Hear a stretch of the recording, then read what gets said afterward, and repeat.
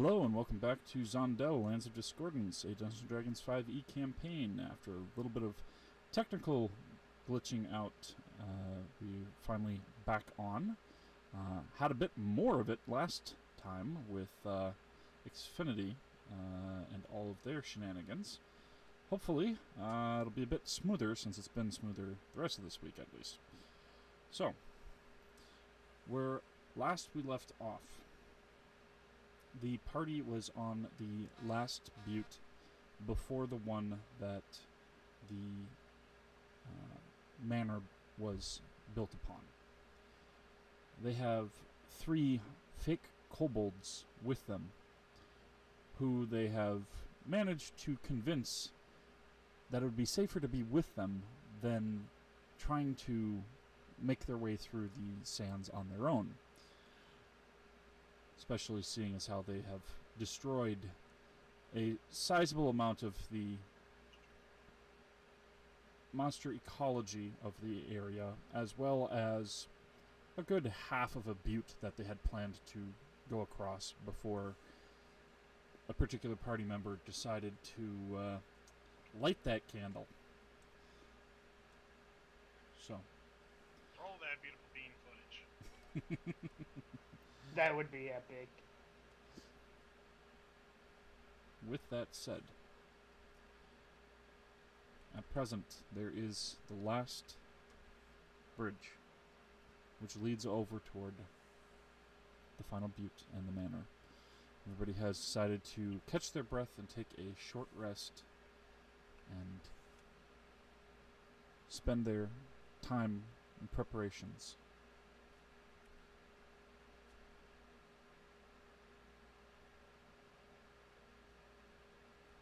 Is there anything specific anybody would like to do during those preparations?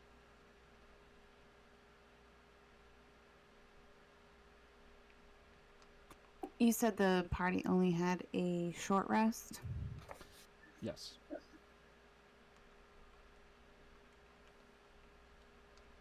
Okay, just a second.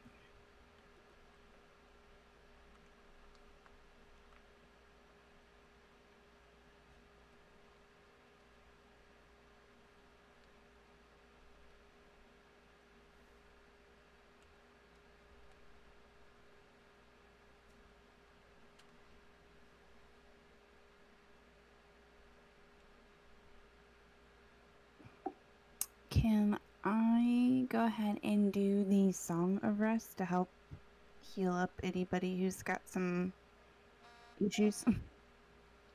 Certainly.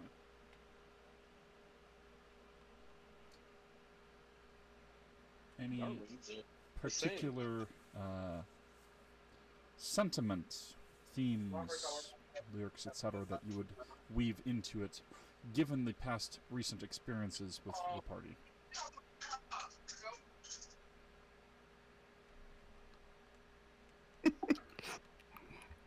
Just the, We Are the Champion song, it's fine.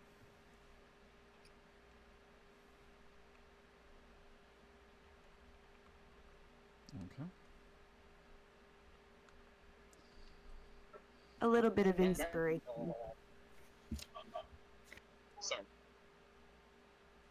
I was just saying, Darwin will be joining in on that as well, with the big old drums.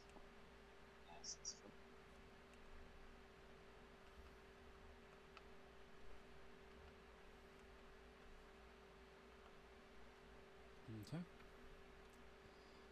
And anything else that anybody is doing?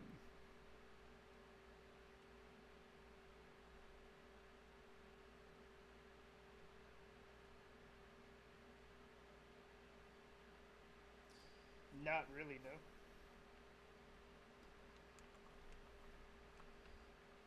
Okay. As you are resting and singing, there are sounds of wood creaking, steam hissing, smoke billowing out of the manor house. It's a sound of something thumping against one of the walls, and a muffled scream that is cut off.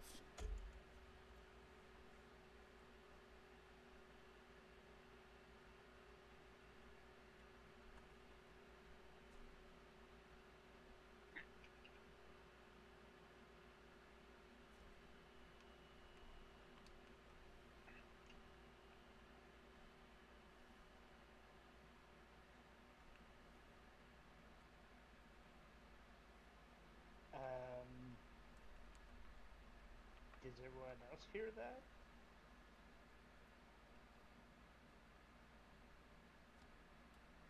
Everybody should be able to hear it, yes. Oh, well, that ruins me.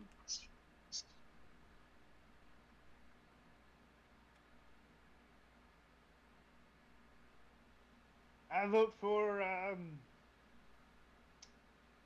Owen. Go check it out.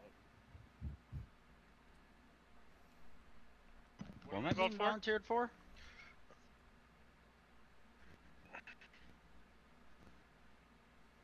To go check out the screaming that is no longer happening. Down in the basement thing underneath the plateau? Oh, I mean, it's stopped, so clear we don't need to check it seems to be it out. coming from the manor house itself, at least. Oh, I want to check out the lab. Okay. You can definitely see there is the big apparatus that is sticking out of the building. You don't know where the lab specifically is for the major part. When you had gone flying by before and saw through holes in the building, there did appear to be equipment that spread out, but not like one major one that was near one of the outer walls, at least. I think he meant check out where that magma elemental came out from underneath. Well, he said lab. Yeah. We don't know if it's a lab though. Right, but that's why I was saying, where are you wanting to go? Where do you think that there's a lab? Where the magma element looking out of. Okay. So, are you having Miranda just fly down, or suggesting that people repel? What are you thinking? Yeah, have Miranda check it out. Okay. Miranda has dark vision, correct? Yes. Okay. 120 feet. All right. Are you going to have her say anything to anybody, or just have her fly down out of curiosity? She'll let everybody know that she's going to check it out.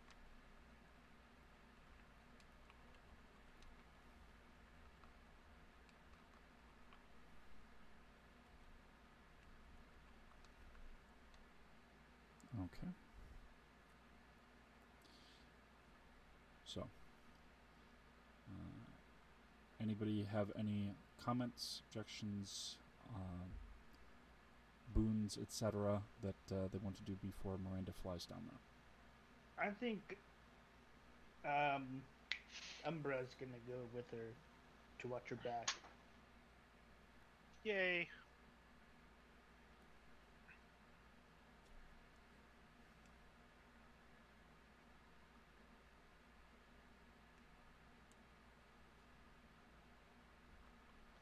What's your fly speed? 3?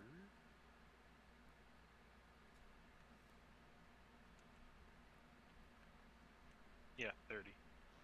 Alright, it's the same.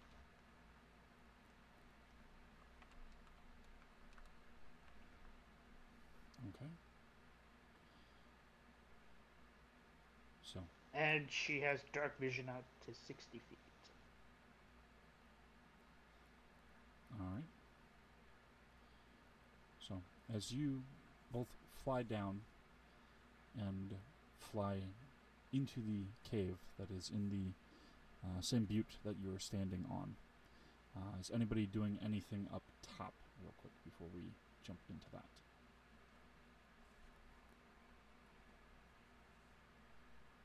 just waiting for them to come back, or anybody preparing anything?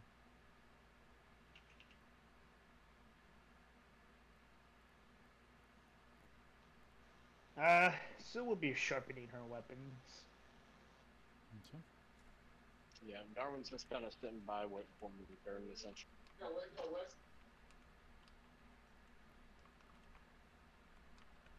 All right. So, as the two of you fly down and into the cave, going through the tunnel, after a short distance, you round a few bends and come to a antechamber where there appears to be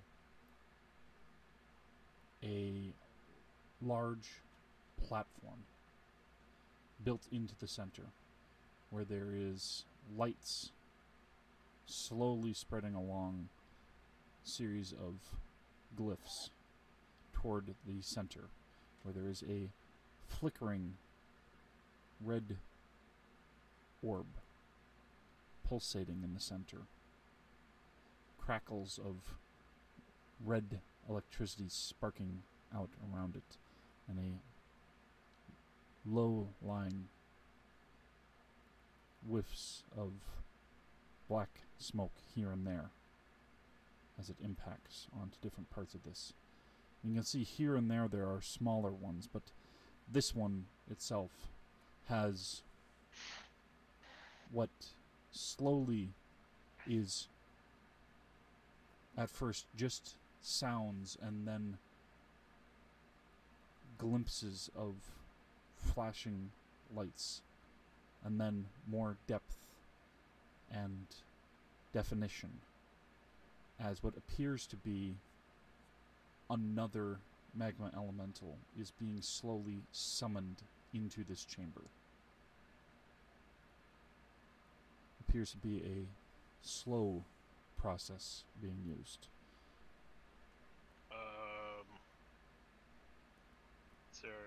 Do we see a way to disrupt it? Probably those orbs. You do see that there's a gem, a red gem that is in the center of this circle, and there's also all the markings, which are slowly glowing as the light is coming toward the center, and causing the red lightning sparks.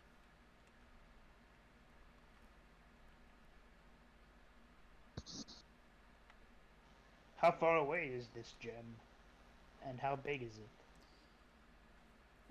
Right now, from when you round into the antechamber, it is about 100 feet away, and the gem is about the size of your fist. You have mage hand? Yep. Nat 20 Arcana. Okay. Go ahead and make a observation check as well, or perception. 25.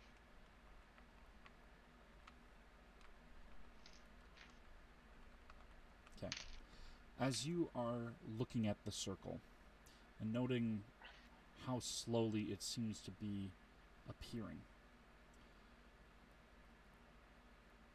for a moment you think it's just a flawed attempt. It's just not drawing it immediately through. Then you notice there are markings that are used for, well, not just summoning, but from linking different locations to one another intentionally for travel between different gates, for example, where it's a set destination. And then there's some that are also for receiving, which looks extraordinarily odd. And then there is a moment where, as the thing is glowing the brightest, like it's almost about to come to full physicality, glancing in your direction, there is a pipe from above that opens up, and a torrent of water just pours down on this magma elemental. And as it is giving this guttural wail, the steam is rising up and almost seeming to go toward the arc of a sphere around it before both vanish for a moment. And then it's just empty air, and the flickering resumes. The best of your knowledge, it is not simply summoning it, but channeling it as the heart of some powerful engine that needed a hot enough source of fuel for the steam. Check for traps. He made him a big old elemental steam engine. As you are looking around for traps, you can see that there are here and there dotted about different pressure plates where there seems to be these different circles. And some of them are even interspersed into parts of the circle themselves where there isn't a glyph that is glowing, but rather one that is dull and looking almost as if it was a failed part of the experiment. But seeing how it's functioning and taking the time, you can see that there seems to be things that are intended to immobilize temporarily, to fully bring a magma elemental forth, to create a burst of sound and force to shove someone away, and some that are designed to emit a burst of hot, scalding steam upon those who step into the circles. Do we see a way to turn the engine off?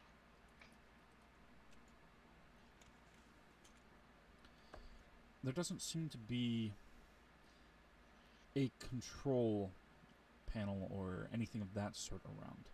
From your knowledge of magic and magic circles and the like, usually disabling some of the important glyphs would do that.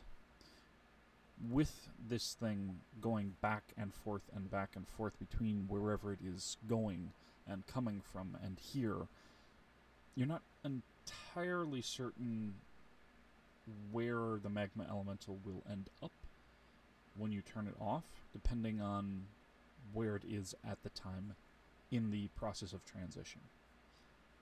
Best guess, you can definitely shut it off. You just might have something that has been tortured with water that has been damping some of its fire for who knows how long.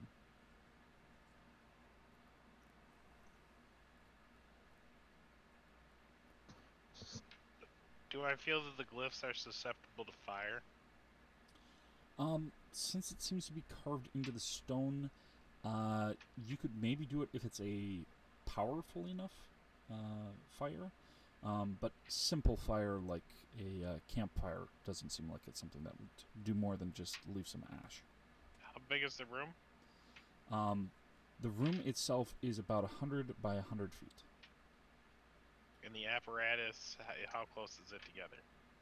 It's in the center. There are smaller circles around, but they don't look like they're the size for the magma elemental. They look like they're possibly the size of something smaller.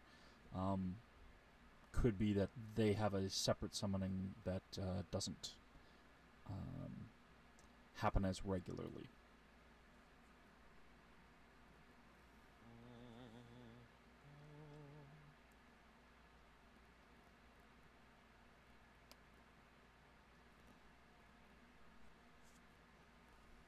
One sec.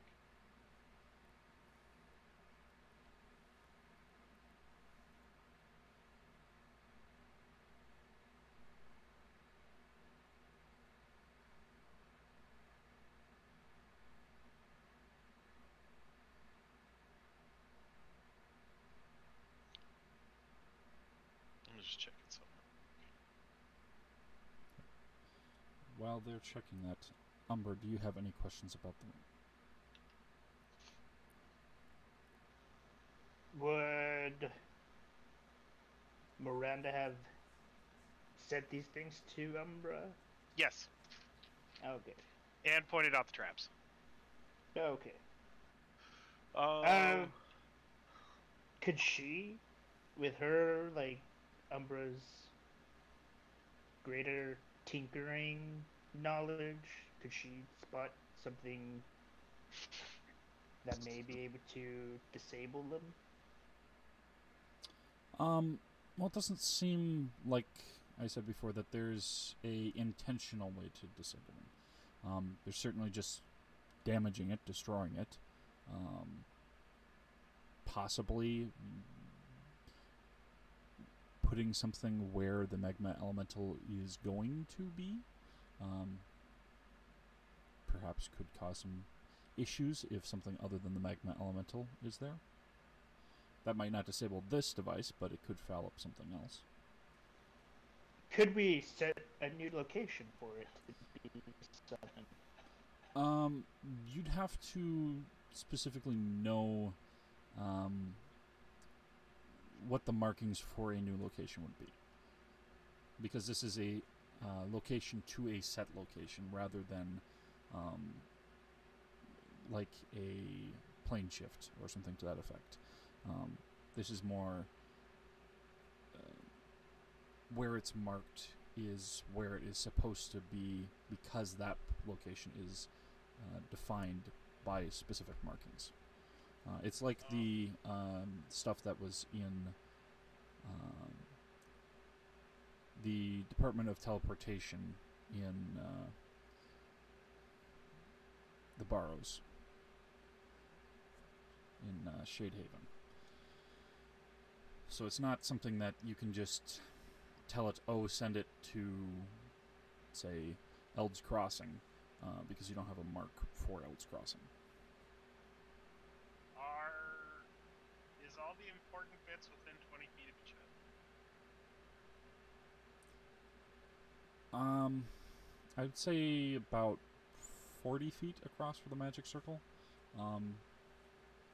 You think at least within 20 feet there's quite a few important bits. No matter where you place it on the magic circle, you're going to be affecting a large part of the spell. Does the red gem look like it's doing anything?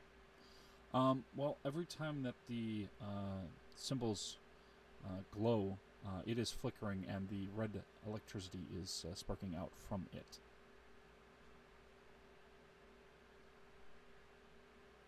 How close is that to the circle?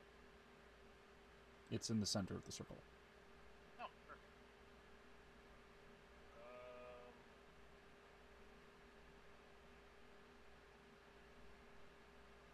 Is this a straight shot from outside? Or are there curves? You guys curved to get into here. Okay.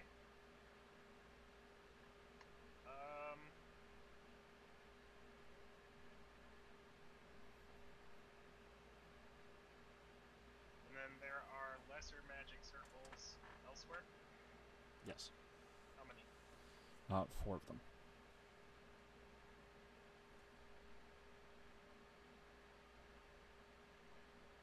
Well,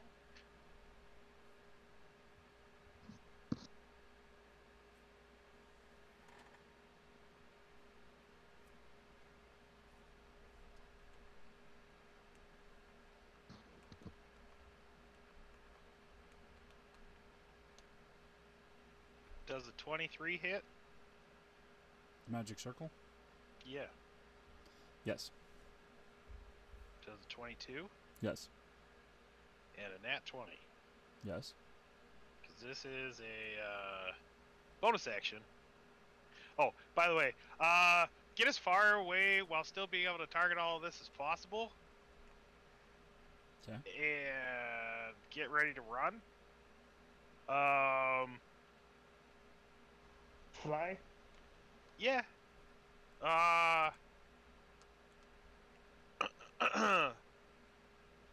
So.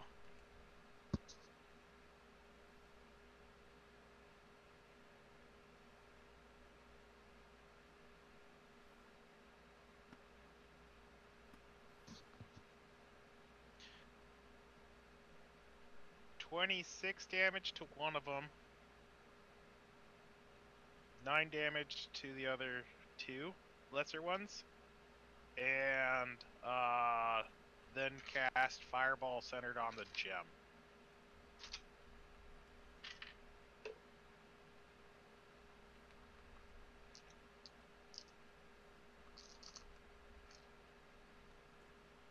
Okay, you said how much to the gem?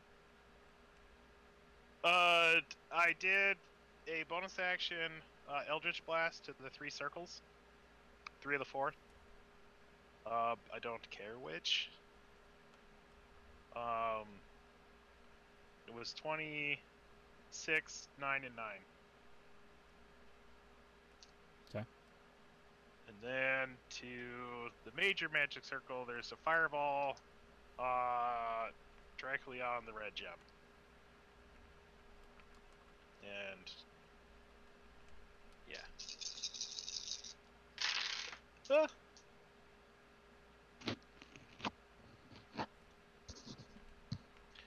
Holy shit.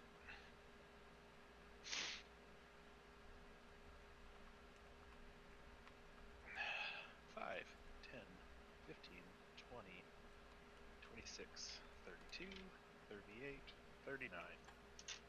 That's almost a full power fireball.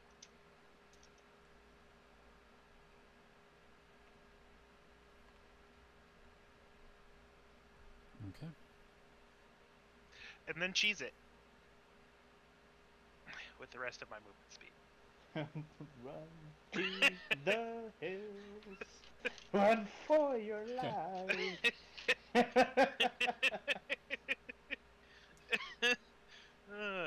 So,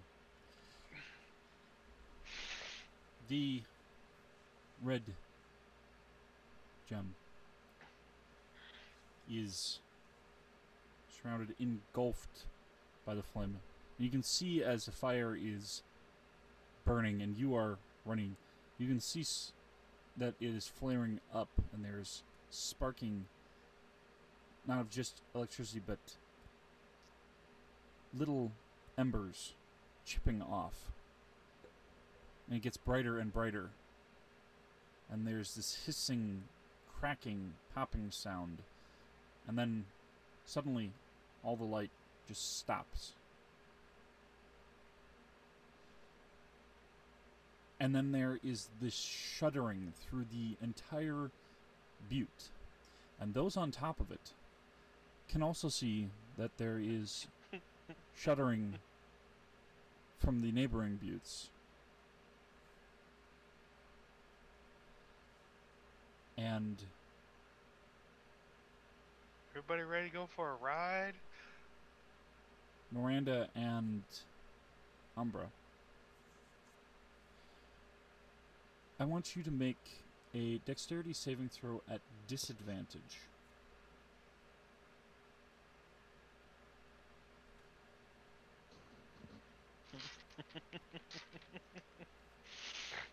I love you. Do Finnick and the rest of them feel the shaking? Oh yes, you feel and see the shaking. Okay, You I'm can going see to it pull not out my only just phone. on the butte that you're on, but also from the neighboring butte as well. And in fact, as you get on your broom and you head up, you can even see some of the dunes have, from a distance, where everybody had come in and passed these sandworms. Some of them have started shaking and leveling out a bit more.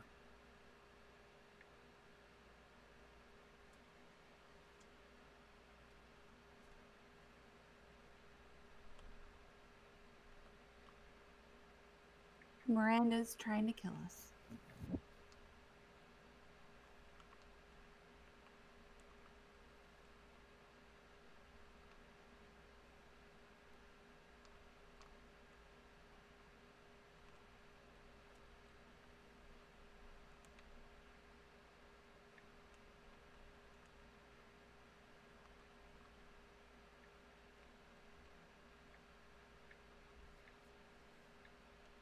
So, Miranda and Umbra. What are your 15. Okay. And Umbra? Since she's a second level barbarian, does her danger sense kick in? One moment. That is a good question.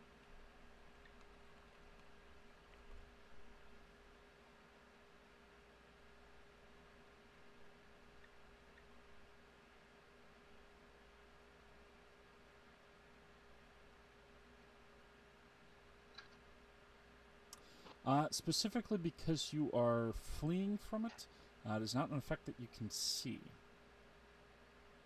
Haha! That's fair. Yeah, that's what I was just double checking the wording on it. So that's a 9, not a 19. I know, right? I rolled a 17 on the other one without the modifier.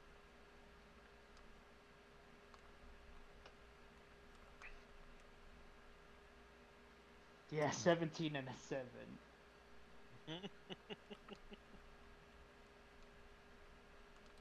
Okay.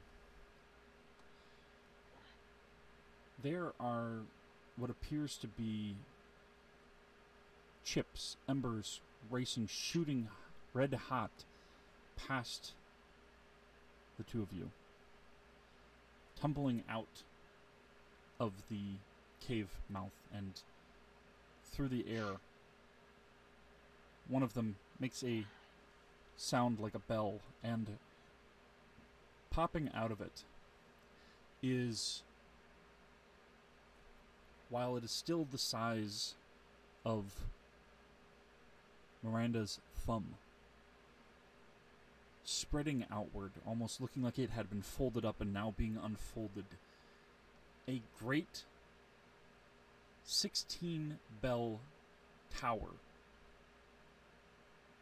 coming out and tumbling through the air as this chip is there. And you can see expanding. It is becoming a full cathedral that doesn't even get to fully form before the chip is smashing into the ground, and it bursts and scatters across the sands for a half mile of all this rubble and viscera, as creatures that had been in that chip are spread out.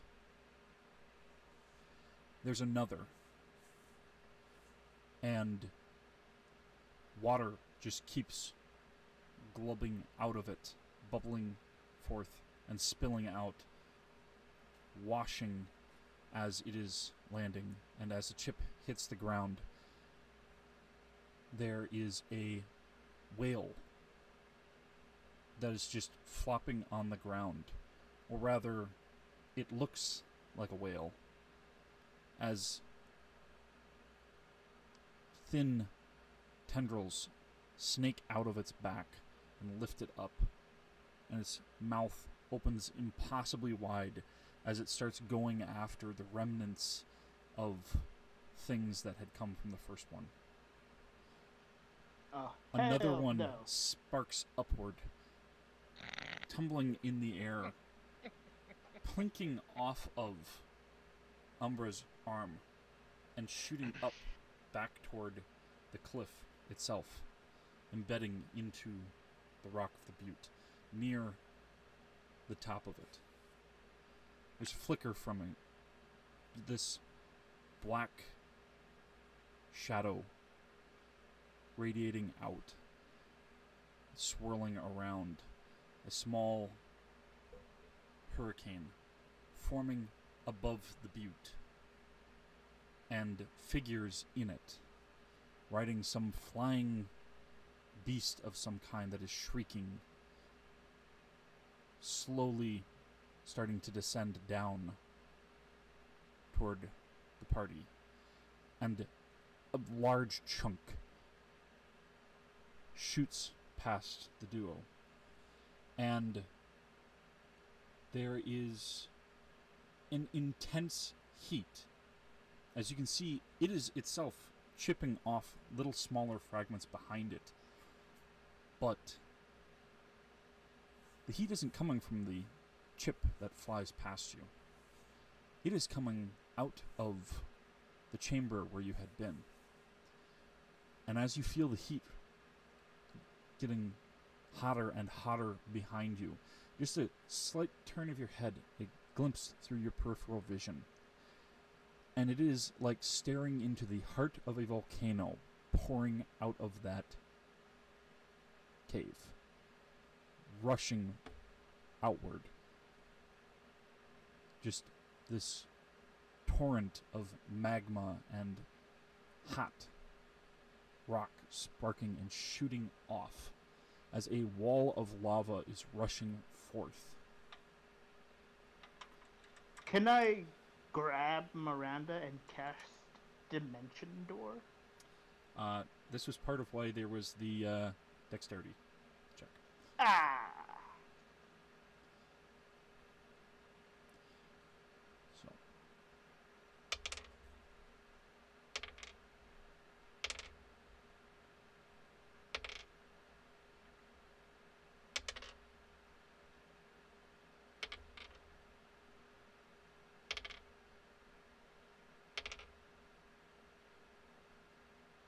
Kind of wishing I had some of that fire resistance right about now.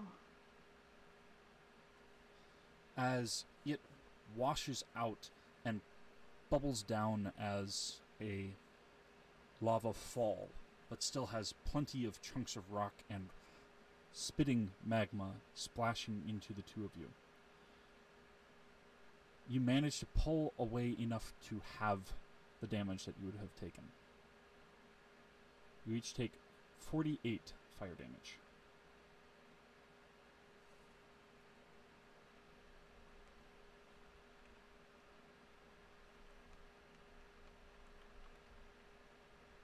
I'm glad that was half.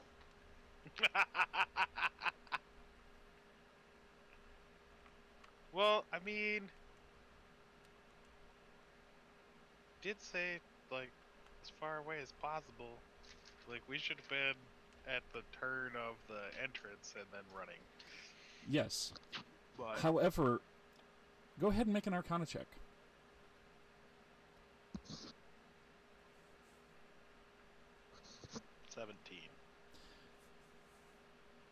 Seeing what has just occurred before you, you've not seen this specific type of magic done before, but to your best guess, each of those gems was likely a demiplane. And you just unleashed the demiplane worth of matter into a small confined room. Where it was pressurized and had no way to go but out. And up, because that's where the steam went. The steam was within the invisible sphere that was being teleported back and forth. Ah. So the butte is not crumbling down. The butte is not crumbling down. However, everybody on top of the butte,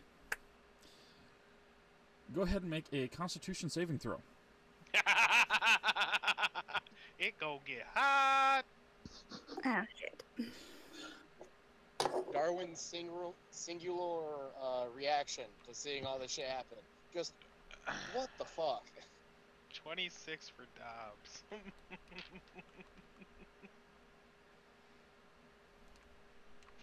Woo, hot damn. Alright, nat 20 for Darwin, which puts him up to 22.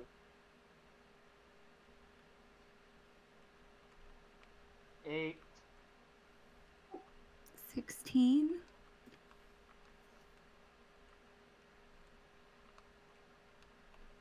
Okay. So But I'm on my broom, right? you are, yes. Okay. I will say you have advantage on it because you're not directly touching the rock.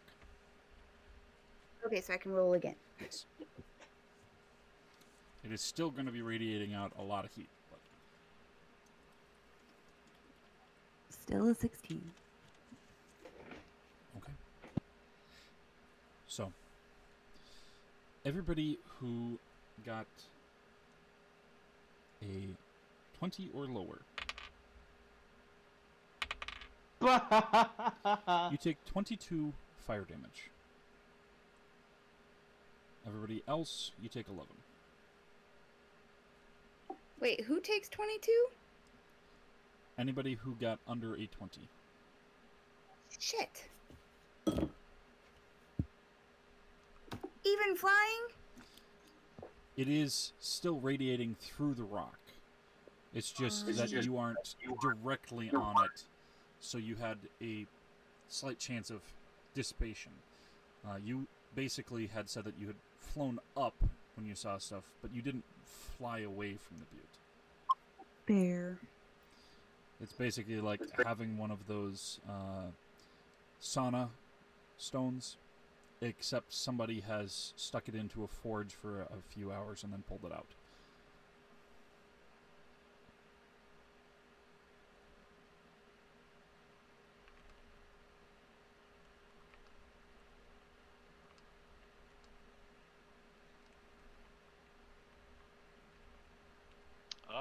How many people are on the current butte? Well, most are on the current butte.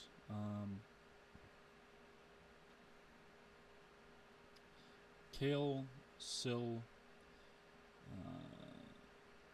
Darwin, Linnell, Dobbs, Strahd, Elwyn, Kale, Goliath, Benevolence, and the 3 kobolds, who I am rolling with them since I was in the middle of rolling the others.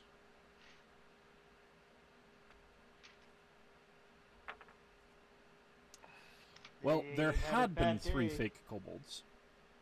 Yeah.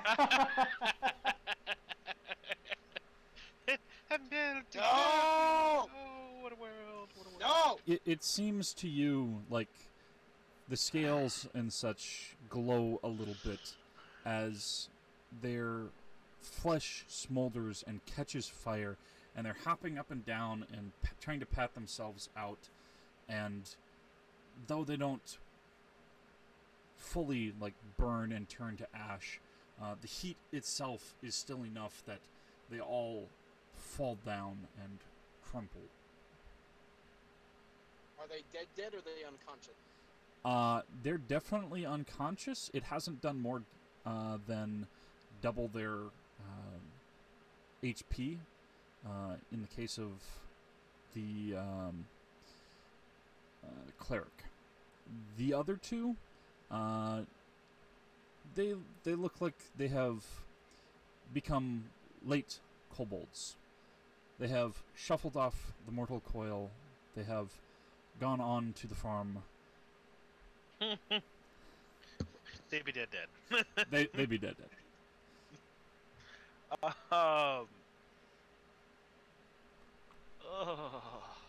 Darwin's going to grab the missions.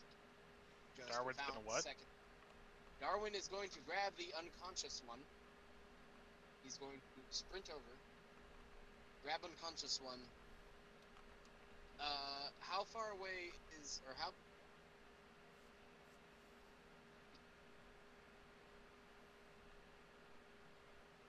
How far away is what? How far away is current butte from the next butte that has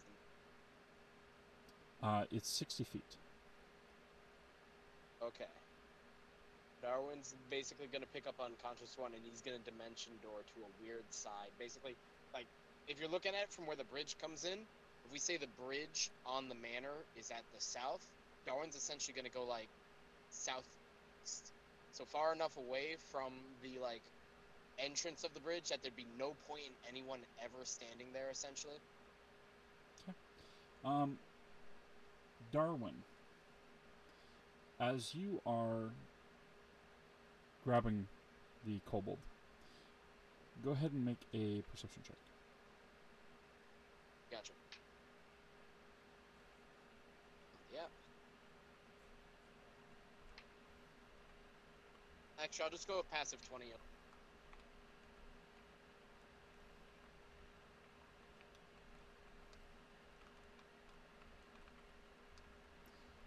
as you are grabbing them, and at the same time hearing the shriek of these flying creatures and these descending figures riding them, you get a flicker of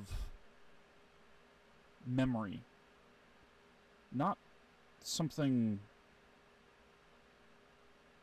direct, not something that you've encountered, and yet at the same time there's almost this deja vu of being hunted, being chased, as you look up at one of the Marrow peacekeepers of the Dismembered Lord swooping down at you and several others toward the rest of the party.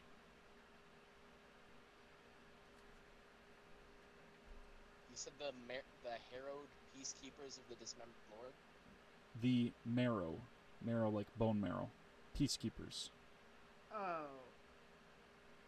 Yeah, because there's that hurricane there still, no? Yes. Swoop on you. And Darwin Ukraine. recognizes. Yes, you do recognize a bit from your soul fragment that came from that other crystal sphere that the Dismembered Lord originates from. These are trained soldiers, guards, that go around responding to dissent, typically with intimidation and violence, and severe lack of compassion. The bad guys. I'd like to meet at least one friendly skeletal thing that's not trying to kill us. Oh, it definitely That'll looks probably like be my next a character. living person, but their armor looks like it is made out of some kind of metal, shaped and colored like bone plating. Ah, gotcha.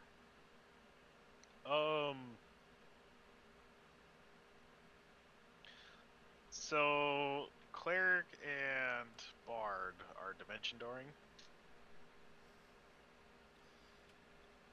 correct? That's what they said, yes. You're going to the butte that the manor is on, but not in direct line of sight of it, is what I understood you said, correct? Essentially, what I'm going for is like a area that literally there'd be no point in.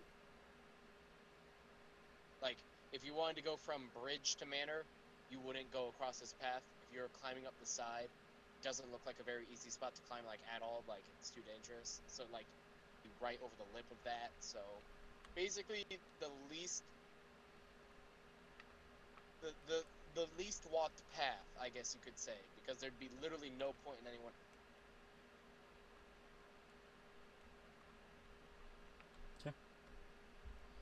So that leaves Strahd, Elwyn, Dobbs. Who else? Everybody except for those two. Everybody except those two, Miranda and Umbra. Who can't fly? Everybody. The I two can't farms fly. went to fly. How and many people are there? And who are they? I forget everybody's name. There are 8 people. Strahd at least could turn into the bats earlier. He may or may not be able to do that again. He didn't say in terms of how many times he can do it. Ask him if he can bat again.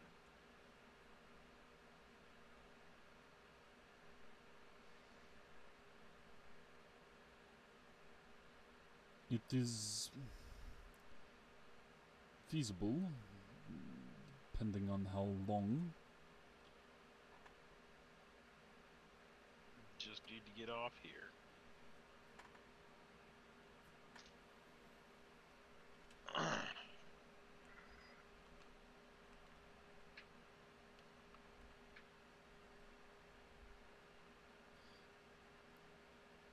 I can turn myself, yes.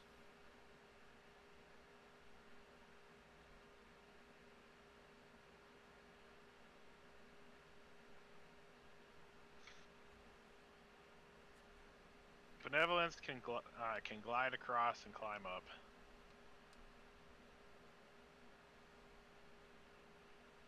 Strahd can do that, which leaves Dobbs and three or four others, right?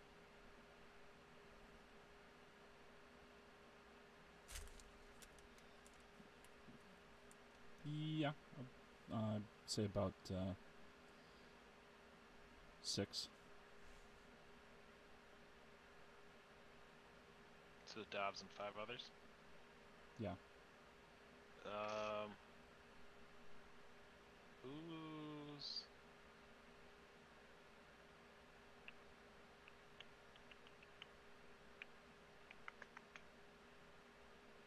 Leave the 2 lightest ones. Grab the other 4. Dash to the edge, cast jump, and jump across the butte.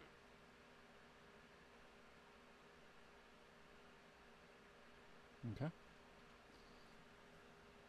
Finnick can grab one of the lighter ones. She can carry, 200 pounds and still make 30 feet away from the butte. Okay.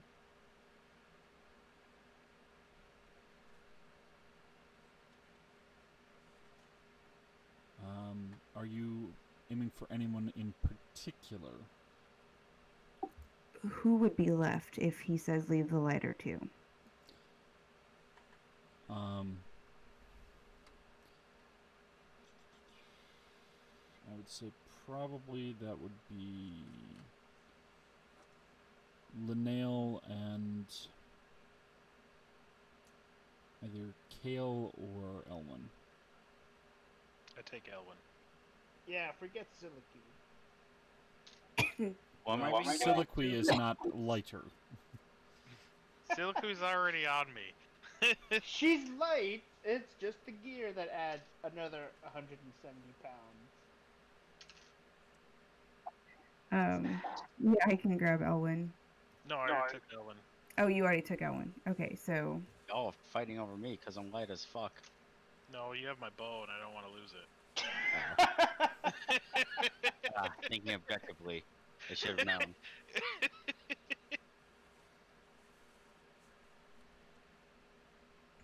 whoever's the lighter of the 2, I guess. And that'll leave, like, Miranda and, Linnell and Kale. Umbra to come and grab the last remaining person.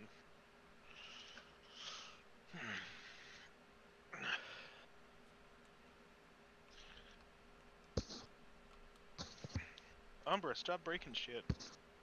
Umbra's gonna try to grab Linnell.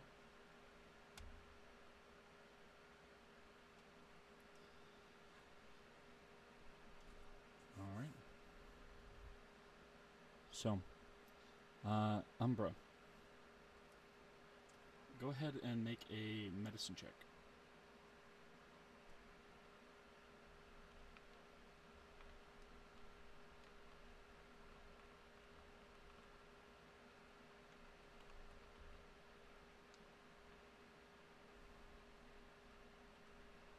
$23. As you are carrying her across, Linnell looks to be in some pretty rough shape.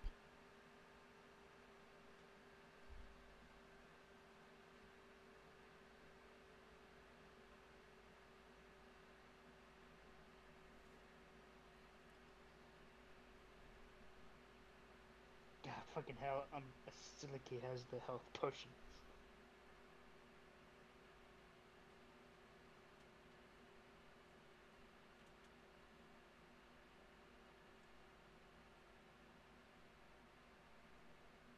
Don't forget Darwin, always available with feelings. My hope here is the engine that's powering, or the amount of energy that's being harvested from the engine I just destroyed is fueling all of the traps, and hopefully that just disarmed a bunch.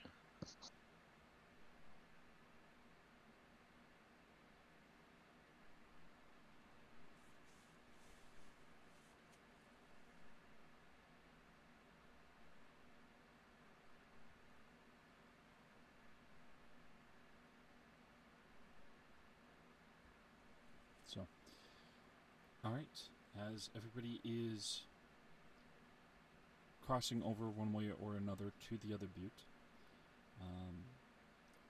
anybody is going across the bridge itself.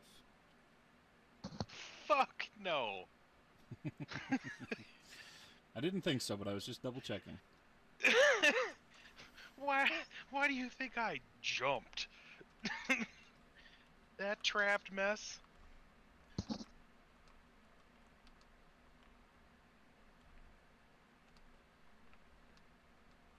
All right.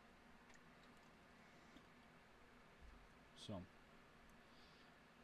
the bridge itself seems to be perfectly serene.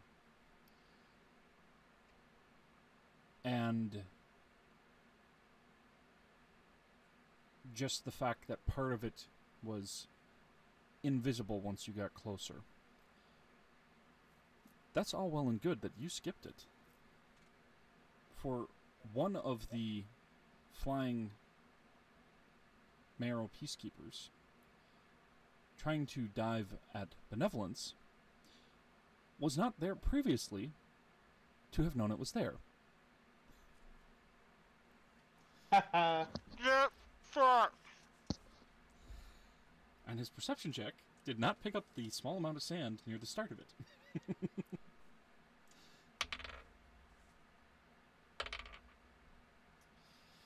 He's going to take some bludgeoning damage as he crashes into the thing, and let's see if he can hold on. Ooh, nobody. That's a 2. His mount crashes into the bridge, and he is launched out of his stirrups past it. He does not have wings. I wish I had popcorn right now. Nice. And Benevolence, climbing up the butte that he's glided down toward, looks over toward a stray butterfly, and as he is reaching out towards it, Marrow just going right past him, screaming, arms flailing, smacks into the butterfly itself. Unfortunately, throwing tears into Benevolence's eyes as this thing of beauty is cast down along with this figure clad in red and white. Talking about the butterfly here, aren't we? The thing of beauty, yes. This Marrow continues in its arc, hitting into the remnant of the butte that had half of it taken off, smacking into it, skidding along, and into the butte that had been beyond it that you previously were on. You can hear the echo of metal crunching and bone snapping as their body and head smack into the rock several times along its arc and falls like a rag doll, leaving a bloody smear where it has impacted.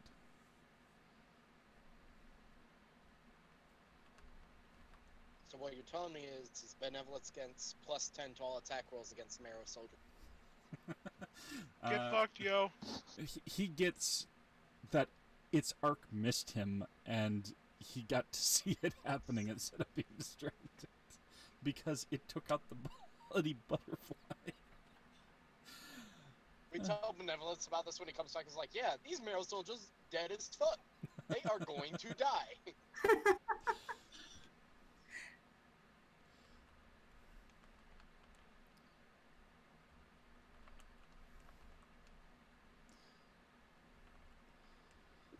Does Finnick see that? Yes. She's gonna go down and comfort him for a second.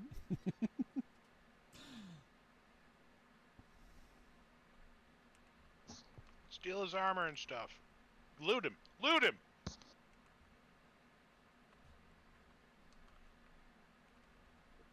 Where did the marrow land? Being bloodthirsty Where for? his face is a hat. Who, benevolence? No, where did the marrow land? Oh, I was gonna say, Um, how it's so hard to wear a let's rock. see. It'd be about 450, 460 feet away, diagonally from where you are. Straight shot down toward him. Mm. That motherfucker dead, yo. Swing and a miss. No, out of the park, man. Out of the park. That bridge batted that up. So, one taken out by their own lack of observation, since nobody went across the bridge to clue them in. All right, that still leaves 4 of them. Isn't there lava at the bottom? That's Magma? pouring out from the other side. This is back Oh. toward the way that you guys had come from, whereas the lava is going the opposite direction out of the cave. hole. Is that pouring onto the cathedral? Oh yeah, that's pouring onto that horrific whale monster thing.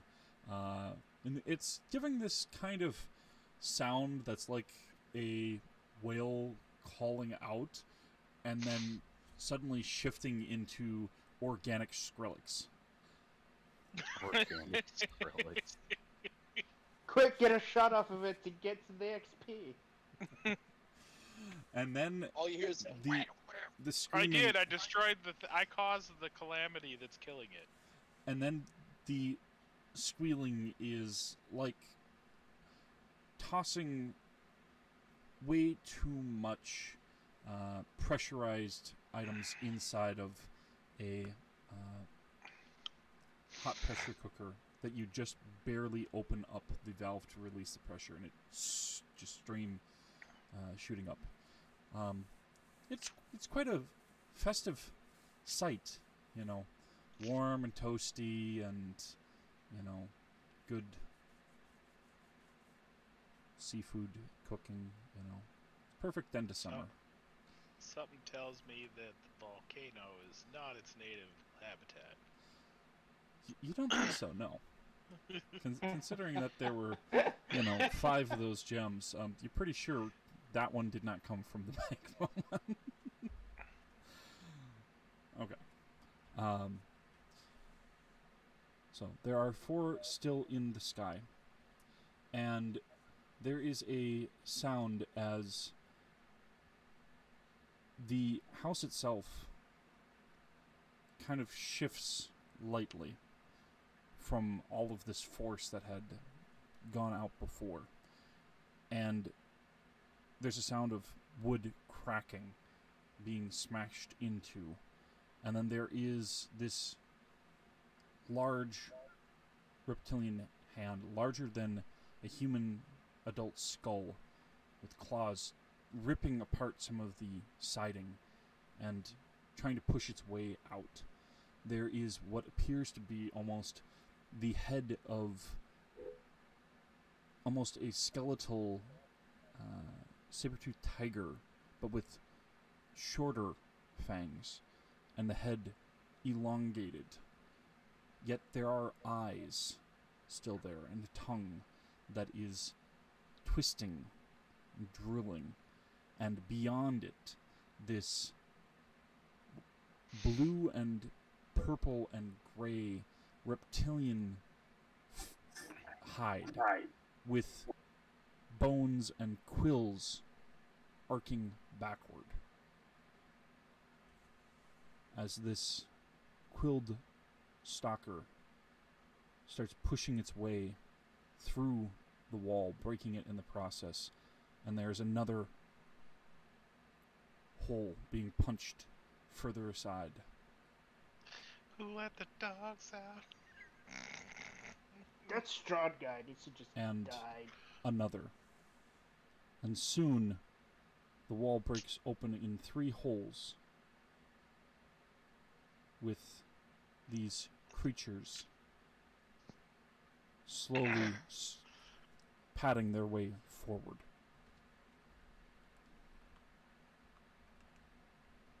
So we got 4 flyers and 4 crawlers. That's what it seems, yes. Hey, Dobbs, you want to punt one of these off?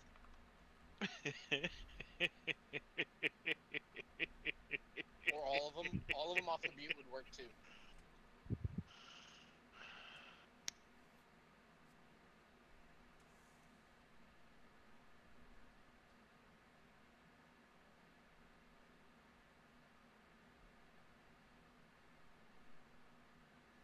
Lovely weather we're having, eh? So they're quill things riding a saber thing? What? Imagine if you have a... Have you seen the ancient crocodile that walked on 4 legs that were really long instead of the short stubby ones? No. Oh, you'll have a little bit of fun. Those are cool. Oh, I know exactly what you're talking about. No. No thanks.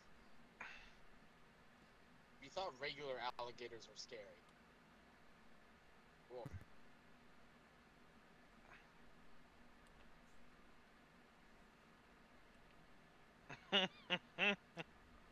Did it to post. Hey, Google, how about make a image link that isn't longer than 2,000 characters long?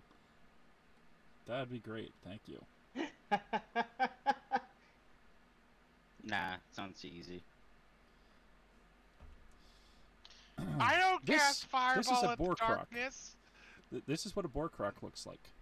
Now imagine this, but with spikes and quills coming out of its back, and the head looking like it is made out of bone, instead of having leathery hide across it. How big are they? Their hand itself is larger than a skull. The head is about the size of Dobbs' torso. So they're Large? Huge, yeah. Huge. Ah. It's gonna be huge. It's gonna be me. It's gonna bite me on a head. So the dwarf is gonna get punted off. Hey! It's called dwarfism. How much air you think he'll catch before he lands? None, because Not enough. So How many times can you cast Dimension Door? I can actually cast it quite a lot. Like, remember,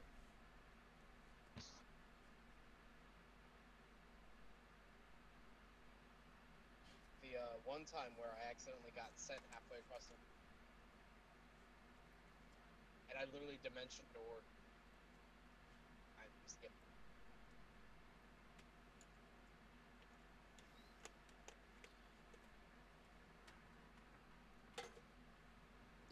So,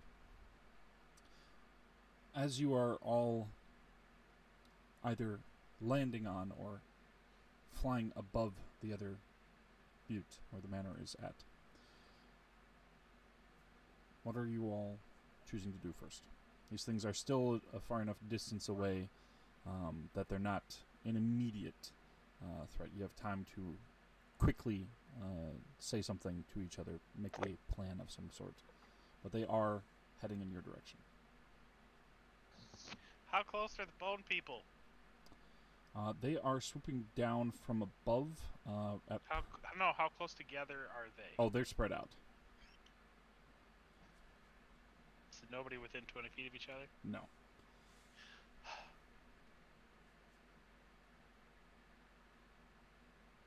That's not fair. They are soldiers for an evil army that actually trains them well, unlike most evil overlords. Micah, I have a question for you. Are the mount and the rider two different entities? Yes. Or are they... Okay. Okay.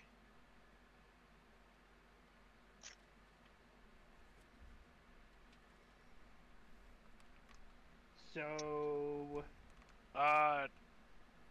Dobbs tells Elwyn to focus on the people in the air, specifically the mounts.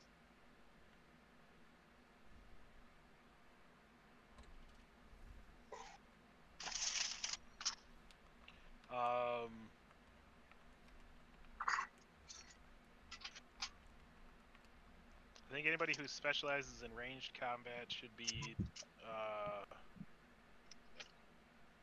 focusing on the wing riders. Well, it's a good thing I'm not specialized in that. Elwyn, shoot the goddamn mounts! I literally just came back from a bathroom. I don't know what's going on. There's four Elwyn's a mounted good guy. riders in the sky, and then there's 4 prehistoric dinosaurs, pretty much, on the butte we're sitting on. Wait, But I thought one of the riders went down. There's 5. There's 4 left. Oh shit. Yes, and the one that went down went in a very comical fashion, Yes. in my opinion, at least. Yes. So it's the equivalent of 2 going down. Yelling timber.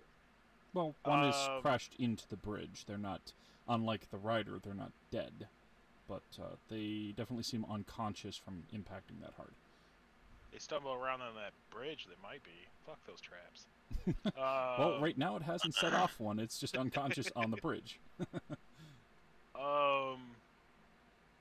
So yeah, I clarified with Micah that the mounts and the riders are 2 different entities.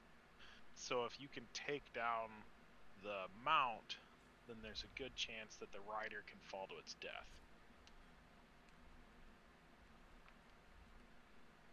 Okay. And I'm willing to bet that the mount has less hit points than the rider, but that's neither here nor there.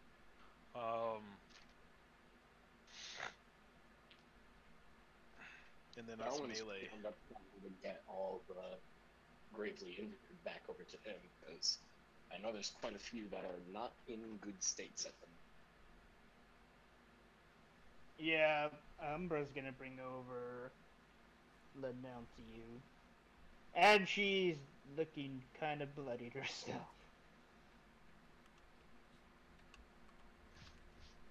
That's 3. I need a couple more for really worthwhile mass cure wounds. Otherwise, You can have Dobbs and Miranda. Alright. Wait, what's happening? He's gonna mass cure wounds. Oh. I can do that for the people that aren't hit with his. Or we could just do 2 of them to everybody. This is... No, you don't think that there's any real problem with this, do you? Yes, I do. What effort would make you think that? I'm just glad the tower smashed and the whale is getting baked. I'd say charred? Broiled? Charred, you know. Sure, yeah. Or turned into a charcoal briquette. I'll have to deal with it. That's... There's probably a magma elemental somewhere swimming in all that lava. Wouldn't doubt it. But first things first.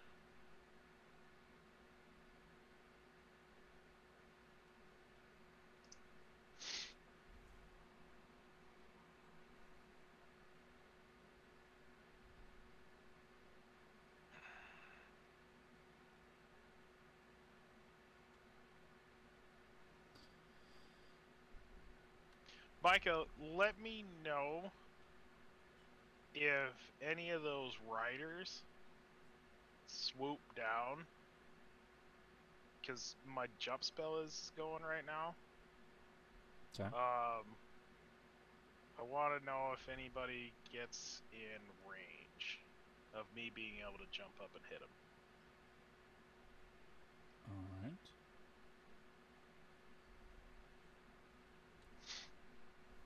.27 strength is what I got, and the jump spell's currently going.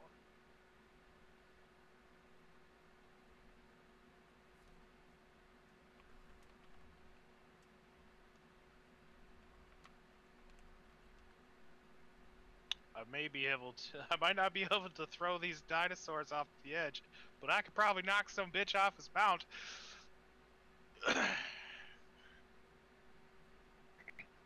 What if you knock them off the edge with the mount?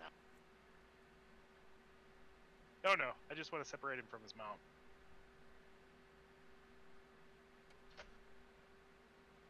No, I'm saying you wield the mount like a baseball bat and like home run. I don't want to risk going off with him. I'm kicking off the guy. What's to keep the mount from trying to rescue the rider? The grapple. Stupidity. A grapple.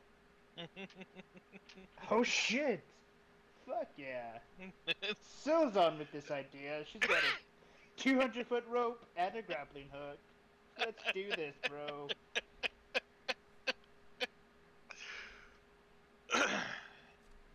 It's all coming together. You know what? Syl's gonna be tying that grappling hook together right now. Fuck it.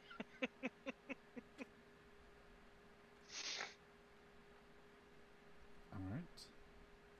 So Dubs is prepping to grapple. Syl and Umbra are gonna focus on the air opponents. If others can focus on the ground opponents, that would be lovely.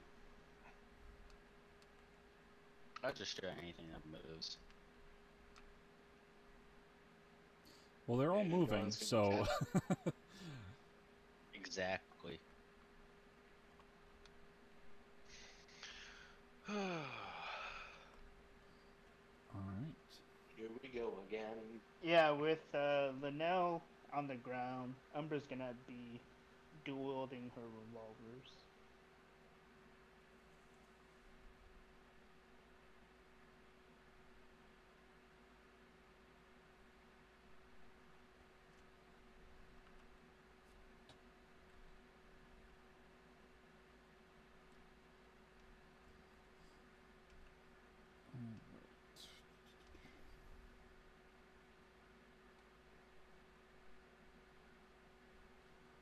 So, I am going to say who has the largest range as far as being able to get a shot off before any of these creatures are even able to get close enough. I know I think- Elwyn has a lot. Elwyn, yeah. 150 to 120 to 150 Okay. for Miranda. Okay. Anybody Yes. else have over 120? I do. Umbra. Seeing as how Elwyn's got like a 300 range. yeah, well, a lot of archers have a high. So go ahead and pick one target that you'll each get to fire at before we roll initiative. I will shoot at the mount of one of the flyers. Okay. 1, 2, 3, or 4. 2. Umbra's gonna take number 1.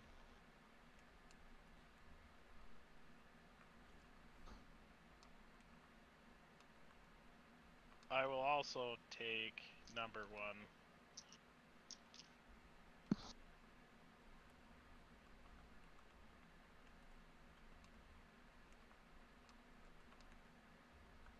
Okay. So, since Elwyn has the longest range, go ahead and do yours first, and then we'll do Miranda I can and fire Umbra. 2 arrows, right? I'm sorry, what? I'll be able to fire my 2 arrows, right? Or just 1? You'll be able to do essentially 1 round worth. Okay. They're not surprised, but you do have the distance on them that you're able to get that off before they are able to even get close enough. Or at least before they're willing to do anything, if they can do something ranged. Okay. I'm gonna go ahead and roll. That's not my normal dice. This is. 28 for the first hit. That hits. Ooh, 35 for the second.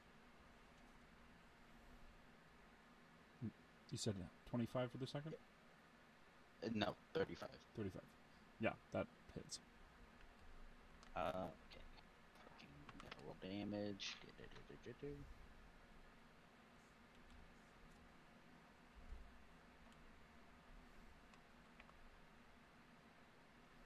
45 plus 4 radiant damage for the first hit.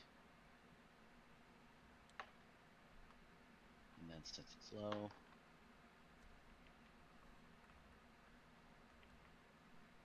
55 plus 3 radiant damage for the second hit. Okay.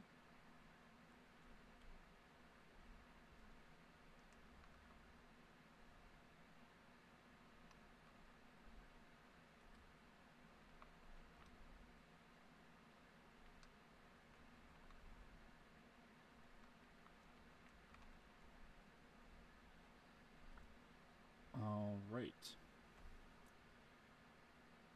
How do you want to do this with the second mount? Shoot it through the neck.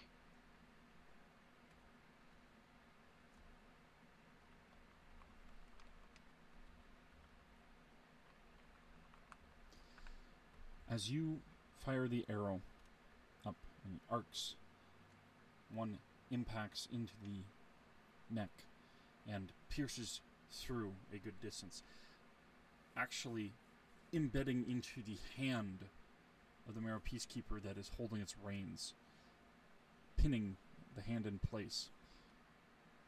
You can see where it's bleeding out of the wound, and the pulse of light rapidly races through the body, and this horrific shriek comes forth, and then your second arrow pierces into it, and the neck swells up like it is some sort of horrific allergy before it bursts, the head popping off, and the body falling limp, and the Marrow rider pulling up the reins, pulling at him, trying to get some response, hitting into it, trying to grab the wing, and it spirals, and it's falling down and down, smacking into the butte below where it's feasible to climb up, as there are spikes and loose rock and a small glyph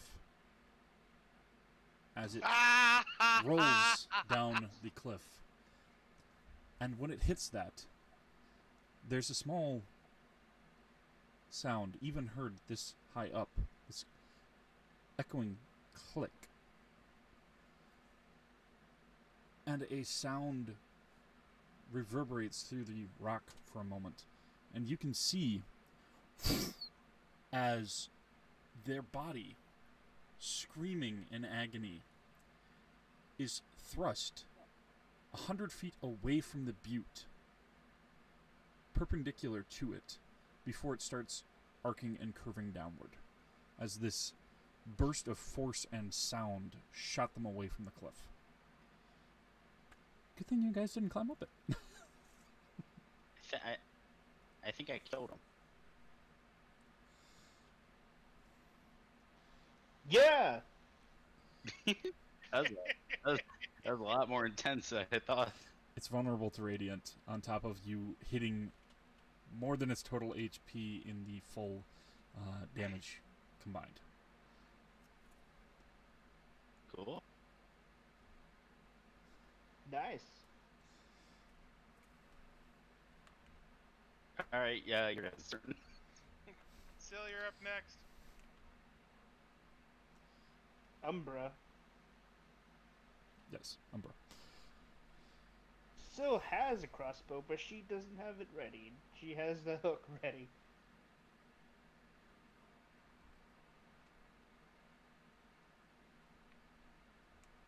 Just realized I was mute-minded.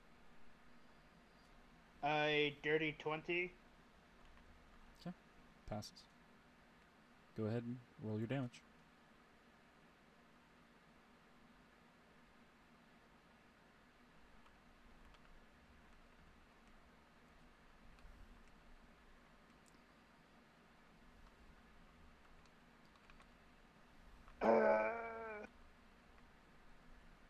She's gonna burn a second level spell slot to do one of her features. That adds 3d6 cold damage.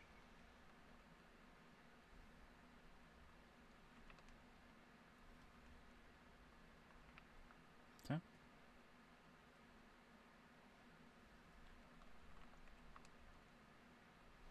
$25 cold damage. Okay. And her second shot, as a bonus action,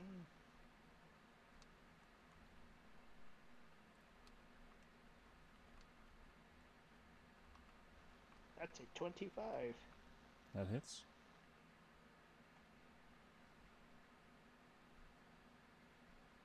That just does 6 damage. Cold.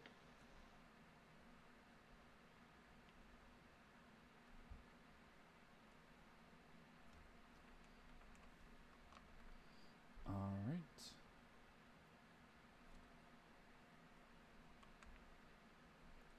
So, Miranda? Yes. Bonus Not as action- cool. Bonus action, Eldritch Blast on the one that she was shooting at. It's gonna be a 25, 26, and a 27. All hits.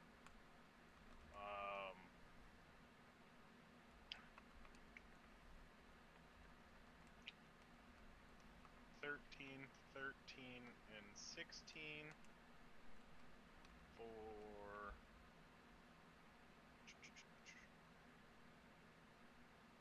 42 total force damage. Yep. Is it still up? It is still up. Fireball.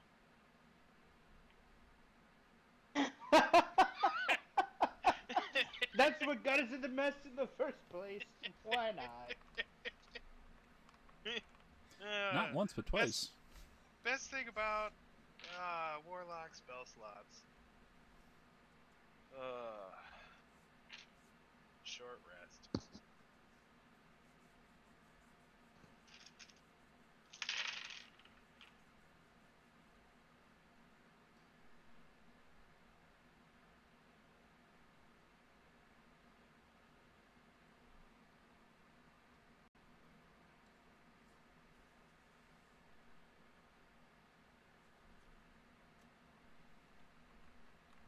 $35 fire damage.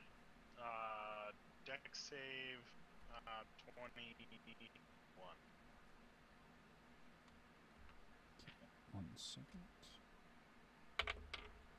They both have to roll for that. Did Both fail. Okay. Yeah, 35 fire damage. Did Darwin say how much he was healing his targets? That was the thing. I didn't know if I was doing that before combat started, if that was... Yes, God, yes. Okay. So, While I'll we're type that out, shooting I'll them, type you that can out. heal. Okay. 1 second here to roll for that. I'll just write it out in the session chat here real quick while you guys are shooting your shit. Oh, I don't think we're done shooting. Is the other birdie still flying? That one is still flying. Its rider, however, is burning on its back. Yay! Nice. What's Are the these- name of do these the look injured like one? The Nazgul? No, it's not quite that.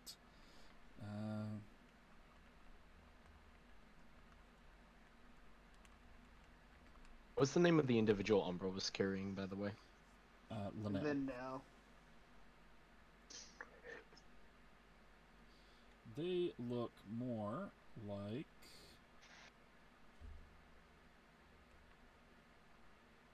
this.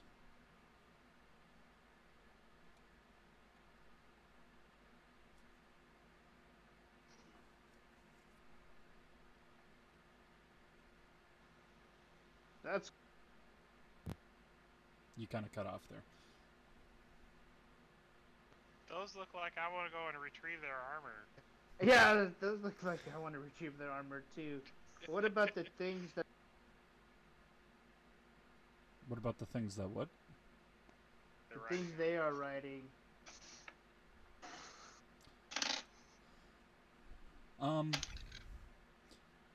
More or less picture a, what's it called, the Quizzy.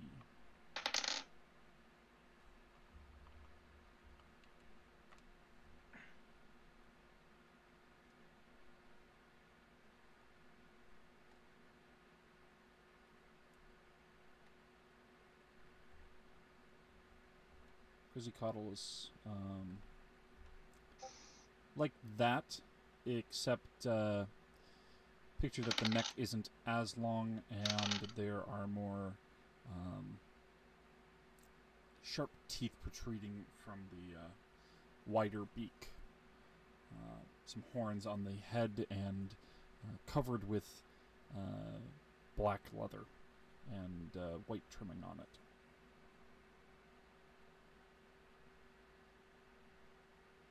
Those are fucking huge. Yes, they are. They are the largest flying creature to ever live on Earth. To our knowledge. There's the health back for those individuals, by the way. Okay. I'm burning 6th level Mass Cure plus a Evocation of Vitality, which is my last one for the day.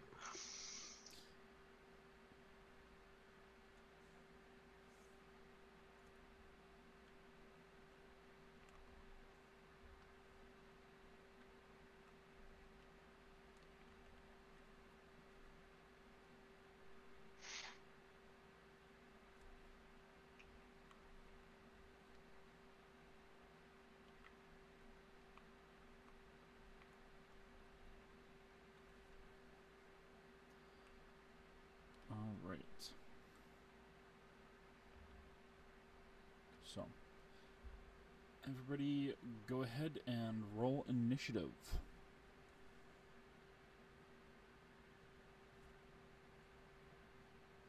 Definitely.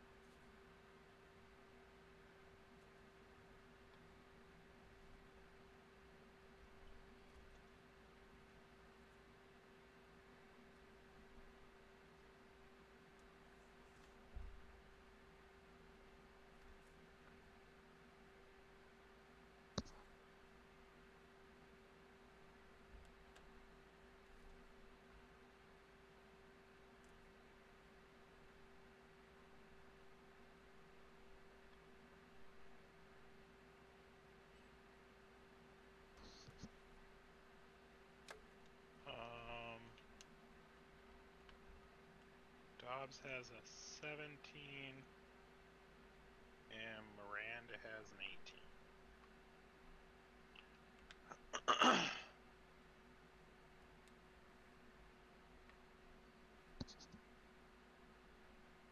I just realized I forgot to put the last target for the 6th level Mass Cure. That was Syl.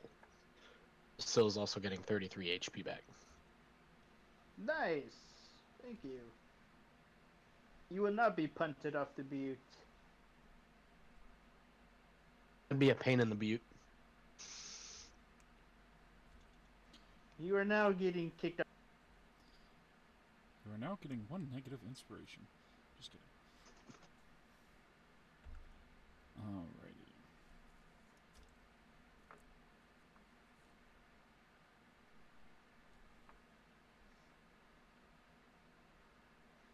What can I use the inspiration for again? You can use it on any ability check. Depending on how they bestow it, you might be able to use it for other things as well.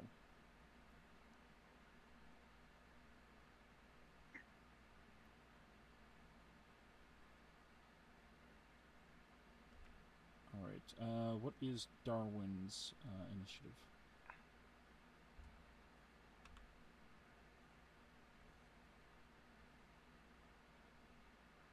Oh, 13, I see it. Okay. Just missed it for a second there.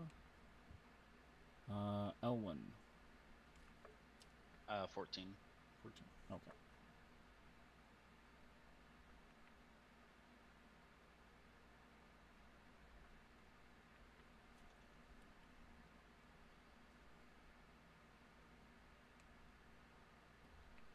Alright, well, it will be Syl first.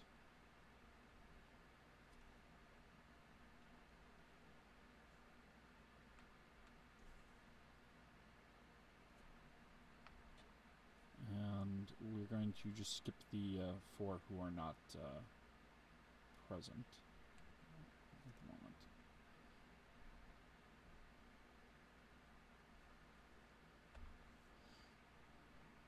Alright, Silkly, it is your turn first.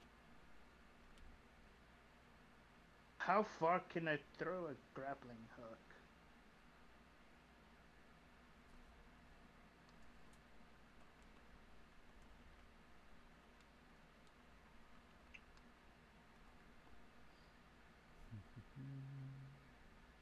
An improvised weapon has a range of 20 feet and a long range of 60 feet.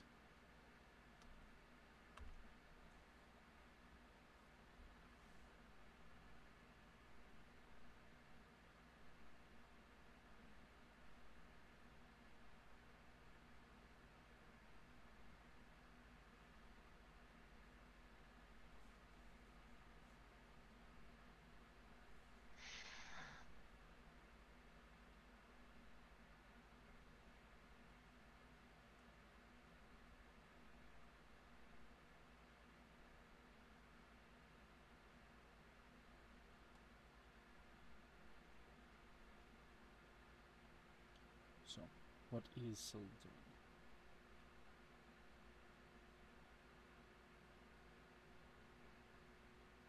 Disconnected there for a second. Did you hear what I asked? No, I did not. How far can I throw a grappling hook? Okay, I had responded, but I didn't know you didn't hear it before you disconnected. 20 feet for normal range, 60 for long. So long you'd be at disadvantage.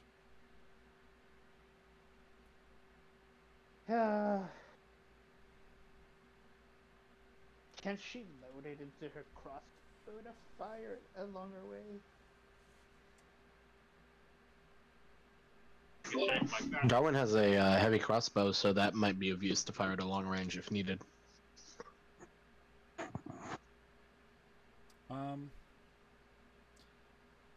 I will say you can do it at... What's your crossbow's normal range?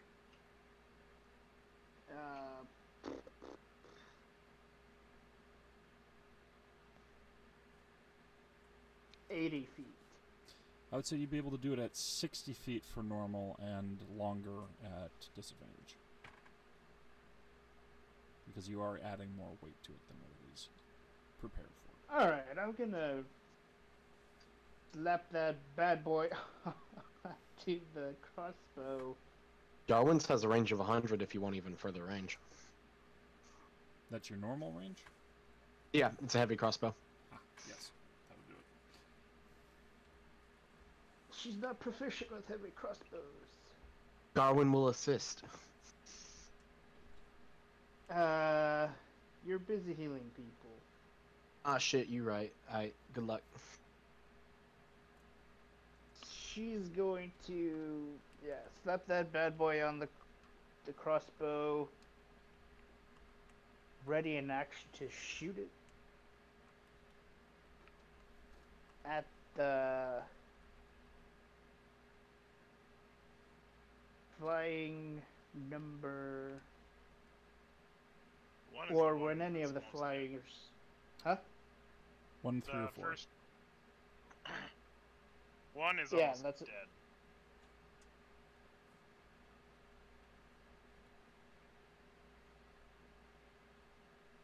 Uh, one.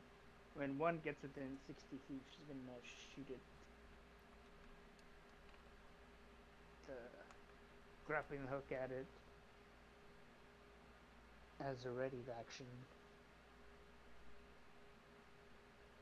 Okay. And she's going to stand on the rope with both of her feet at the end so it doesn't fly off.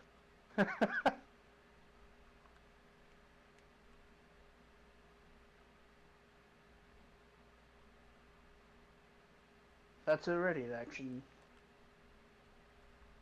Okay. Oh wait, she's got 4 fucking arms. She's gonna be holding the rope with her other 2 arms. Keep forgetting about that. Alright, yeah, end my turn. All right. And then it is the first Quilled Stalker that is going to go next. And it is going to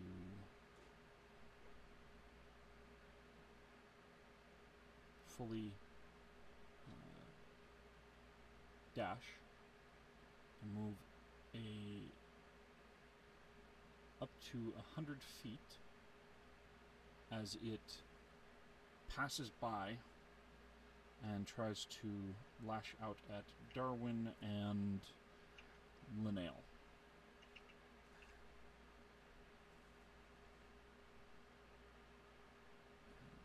Can Darwin do like a reaction to hop in front to take the damage if it's a full-on attack? Well, the reaction is after you take the damage unless you have a feature for that. Well, I'm not saying it's like Darwin getting out of the damage. It's just purely does he have time to hop in front to take the damage for Linnell? I would say that you could maybe offer partial cover, even though she is a bit bigger than you. I'd be surprised what a dwarf with high jump height can do. Yes, I get that, which is why I would say you could maybe give half cover. That'd be a +2 to their AC. Gotcha. Darwin will be doing that. Okay.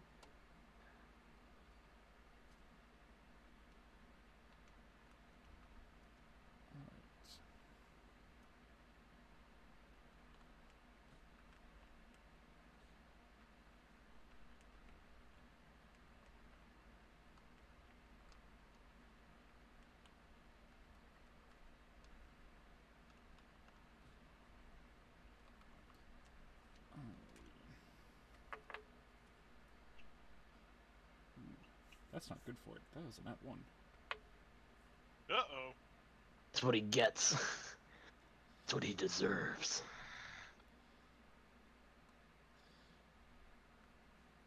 So that is a nat 1 to hit Linnell and a 26 to hit Darwin. Definitely hits Darwin.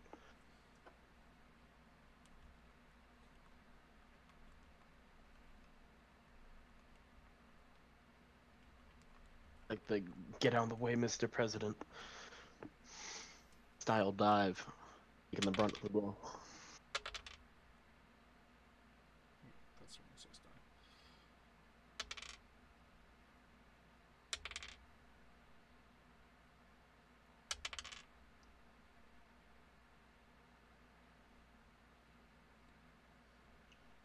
You take 22 slashing damage. Oh, well.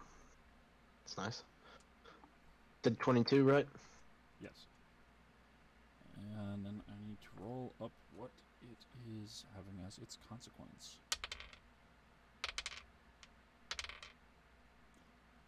It falls off the butte. Hits itself on the attempt to hit Linnell. Nice. It's like it slashes me and Darwin Shifts like it slashes enough. Darwin. Yeah, and it kind of throws off the hand that's swinging and it manages to come back around and hit itself, yeah. Yeah, it kind of swipes down and smacks its, kind of like when you're running and you trip over your own foot.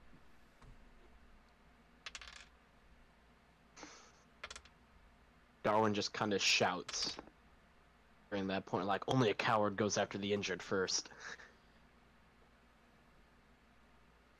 Oh, you know what? All you hear is a bellowing roar of pain as it deals 12 slashing damage to itself. Just realized I could have totally cutting words that. Actually, no, it wouldn't have done anything. Even a full D10 would have brought it down enough. Darwin does kind of jeer at it after the attack. Just saying only a coward would go after the injured first. You reap what you sow.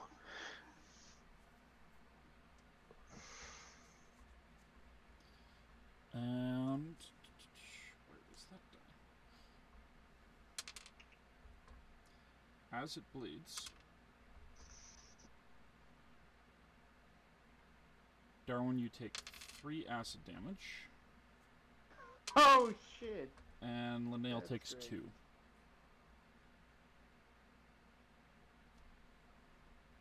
So you are really close to it.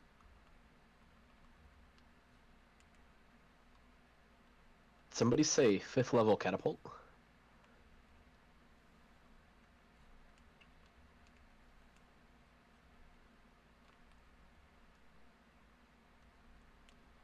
Alright, and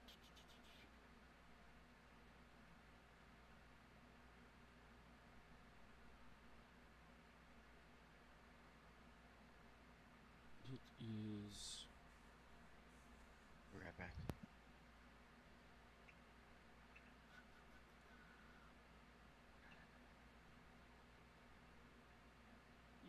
going to use its no, wait, that was its bonus action. Yeah, that'll end its turn. The other thing is going to wait. The Mount 3 goes next. And it and its rider are descending. And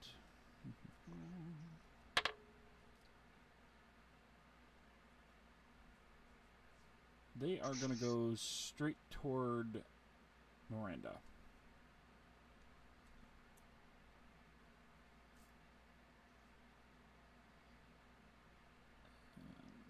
They didn't see Elwyn just two-shot their pal?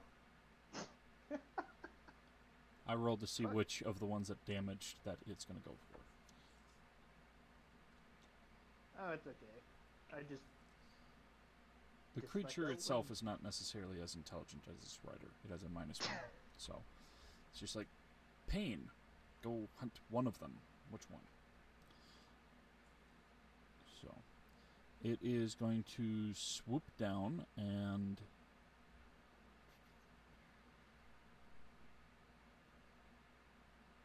try to bite and claw. That is a 24 to hit Oh yeah, it hits. and a 14 to hit. Misses. Darwin's going to cutting words the first attack here real quick. Okay. Shouting at the creature, I don't understand what you all are doing here, but you best get out of my sight before I start causing problems for you all as well. No, it's not that intimidating. Shut up. And we are gonna subtract... Fuck. 1 from that roll. It hits. Nice That's try. what I get for not thinking of something clever. That's exactly what I get. I was just gonna say that's fitting with the narrative of what you tried to use to persuade it. Yeah. Okay. It's like I slightly stumbled over the words a little bit, and I was like, well, shit, this ain't gonna work out well. It throws it off slightly, because it's like, what'd you say? In the words of Doctor Who, well, the words kind of got away from me there.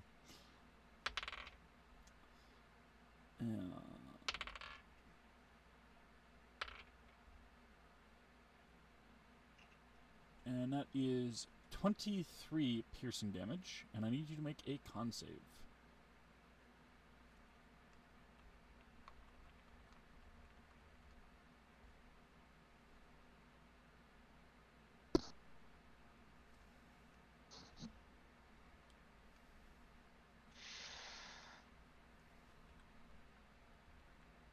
$24.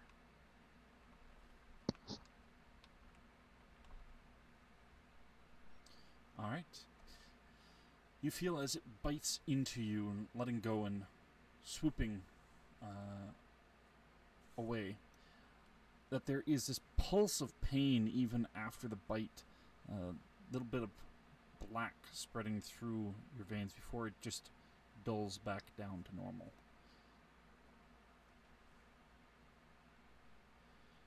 The rider, on the other hand, as it was rolled up in order, is at the same time going to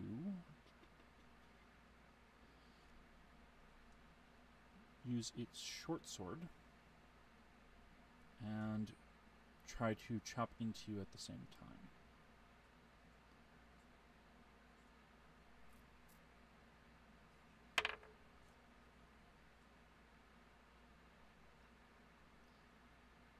That is only a 7 to hit. Nope. Maybe if it used a longer spear, it would have hit.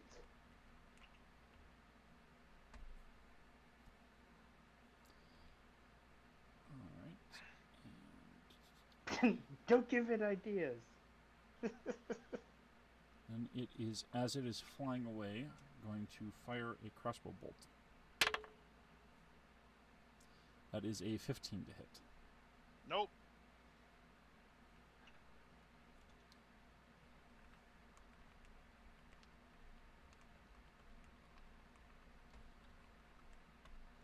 Alright, that ends that one's turn. It is Miranda's turn.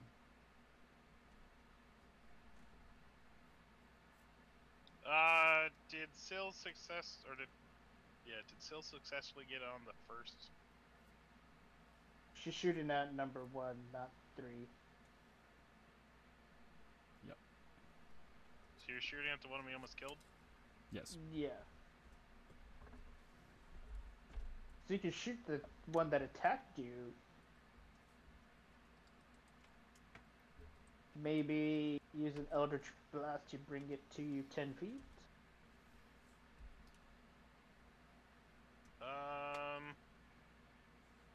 One sec. Or does your Eldritch Blast not do that? No.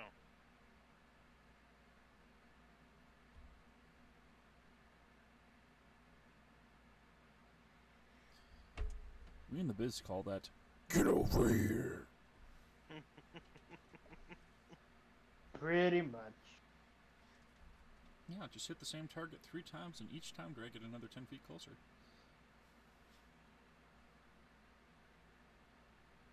Can I toss this hideous laughter the mount? You may certainly try. hold on.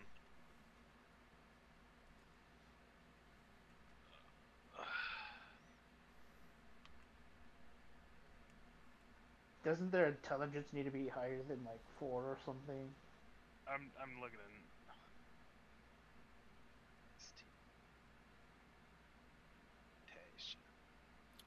Well, it's higher than 4, I'll say that much. The one that has the burning marrow is at least trying to put out the fire by dumping its occupant.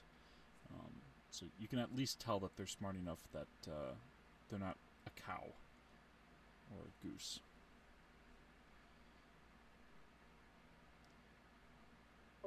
It's a horrible goose.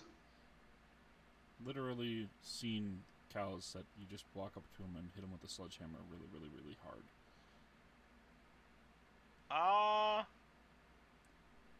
Yeah.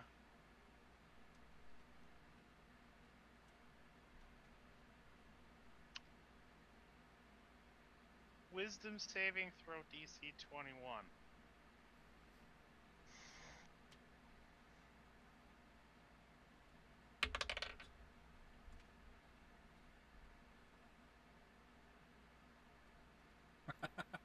Nat 20 plus 1. Just hits it. Anything else, they would have failed. Lucky!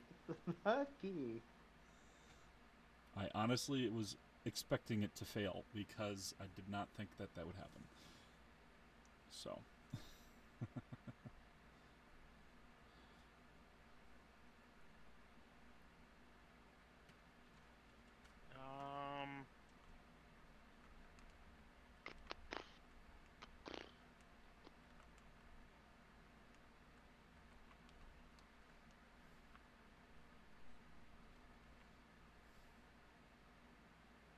Who's your pact with? Things and stuff. Is it a celestial? If it was, you would have got a +1 to your DC since they're in the shimmer.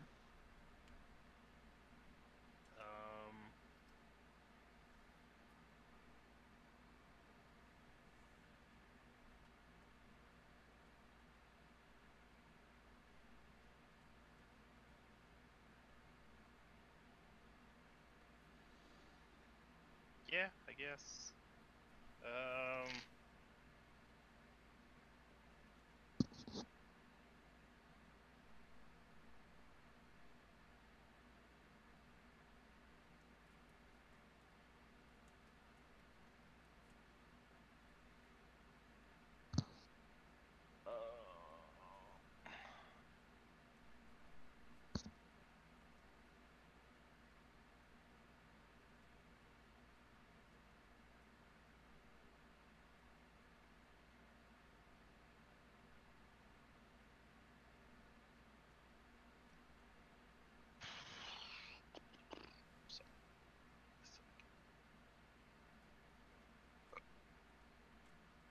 How dare you crit, Micah? I didn't expect it, but these things are at least cunning enough.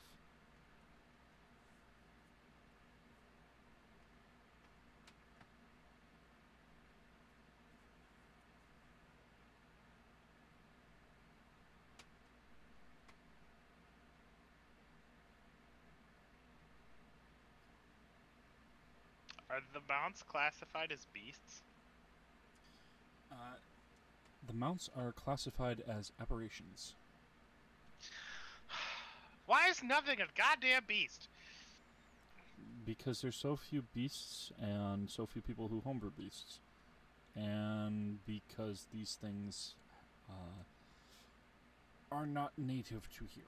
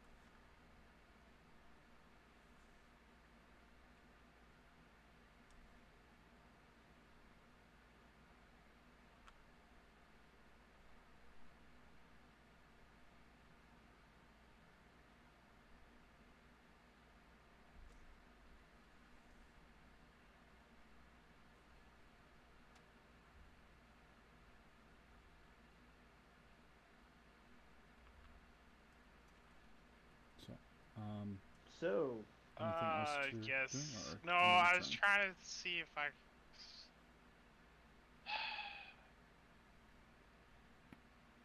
Whatevs. Bonus action Eldritch Blast. You can't mage hand and like grab the reins and twist, right? Throw off the rider. One moment. That's not specifically dealing damage in and of itself.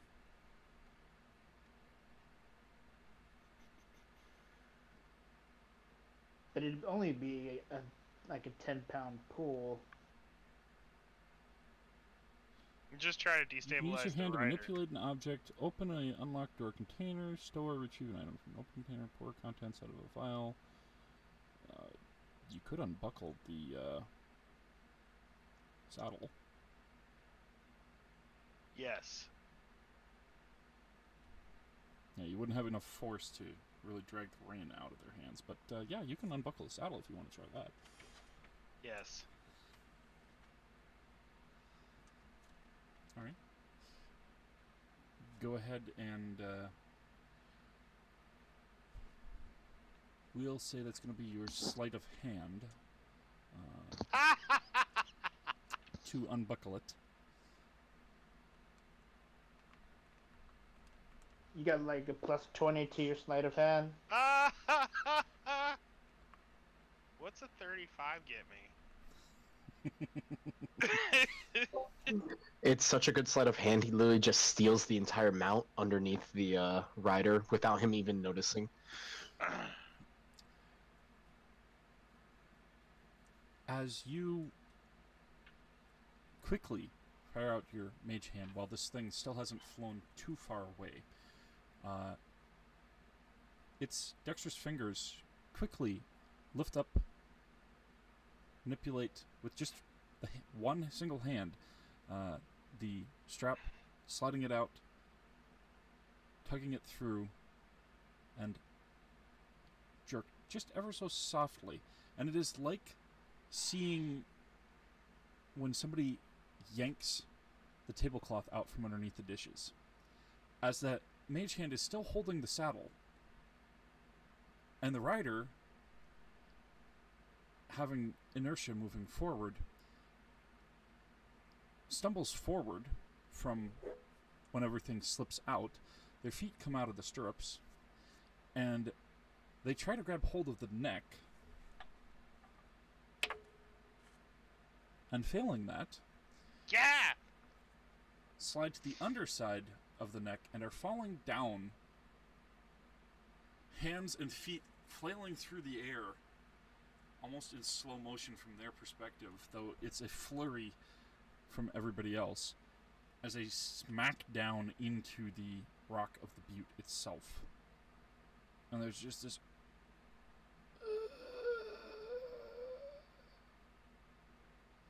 and they slump, laying completely flat and unconscious.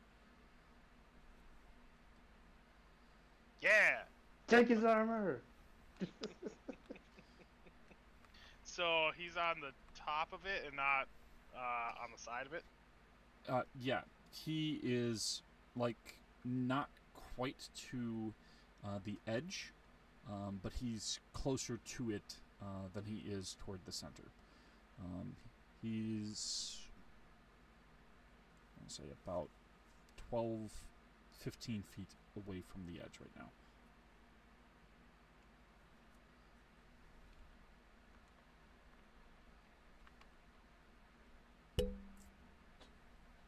Okay. I had to quickly figure out with its speed in terms of the extra damage from that, because it's like, it wasn't that high off the ground at the time that you grabbed it, but still, that's no fun.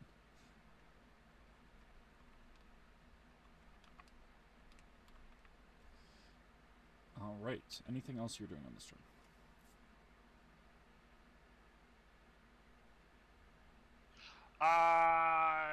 No, that's the rest of hers. Alright, then the second Quilled Stalker is going to go. And it is going to move closer and howl.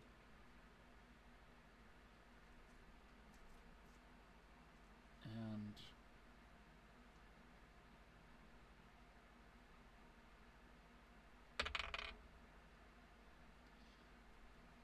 the mount that's just been loosed from its restraints shudders in the air and starts turning around.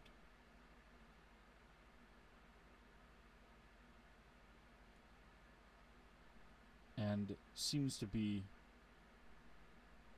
swooping back down again instead of continuing its arc where it had been not caring about no longer having a rider.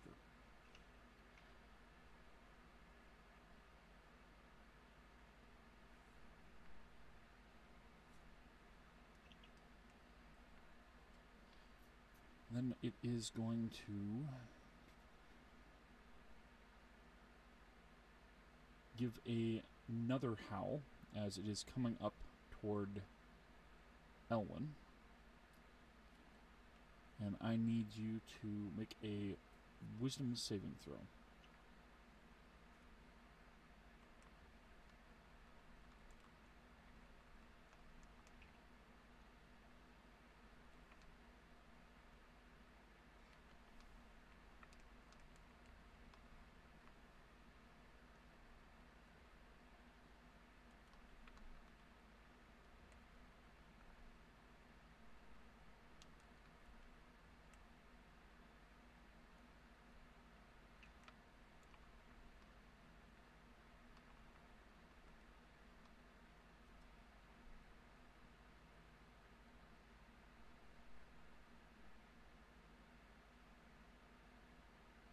Elwyn?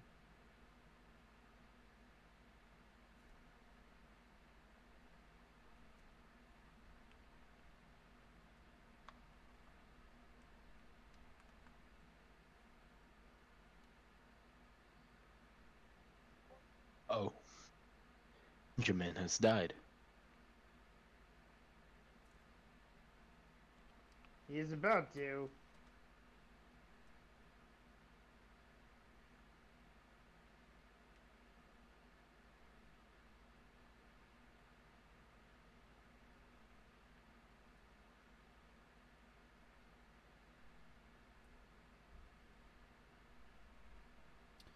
Alright, we will skip ahead. That's a crit foe.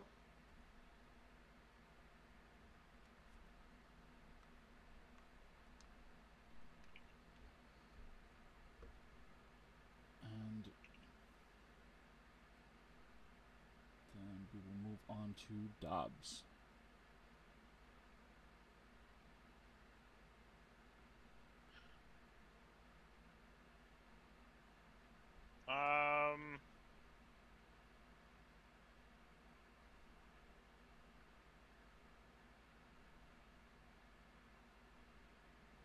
How many flyers are left? There are still 3 flyers, but there's only 1 rider at present. Is that the one-on-one? That's the one on number 4. How far off the ground is it? It is presently 75 feet.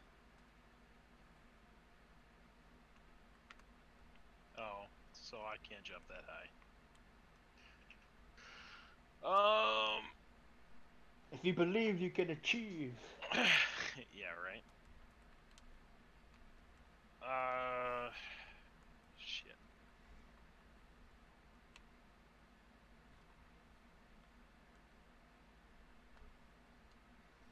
There are the Quilled Stalkers, which are on the ground. Yep. There's also Yeah, the there unconscious is. Marrow. That's got the cool looking armor, bro. You know you want it. Do want it.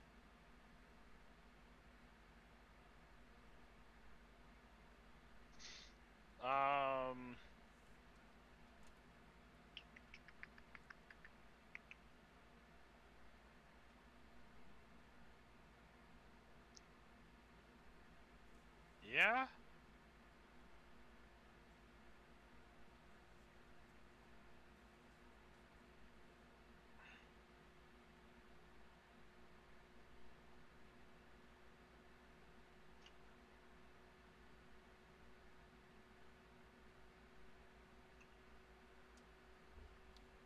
So, are you attacking one of the Cold Stalkers or doing something else? Checking the armor? I'm gonna go to the Quill Stalker. Okay. No How double many are tap, there? bro. There are 3 of them, one of which is still further away. Well, no, he's right.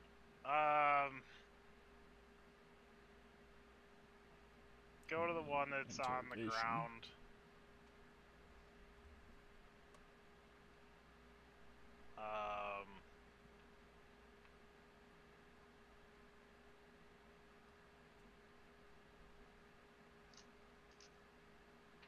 And attack that one.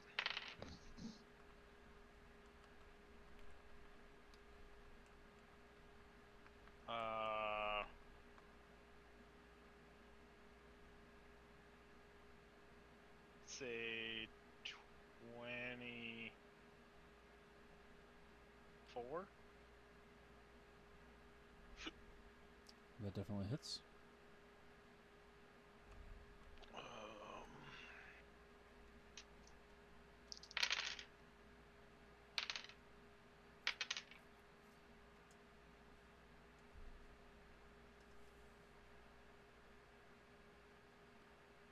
32 with 5 electrical. Okay.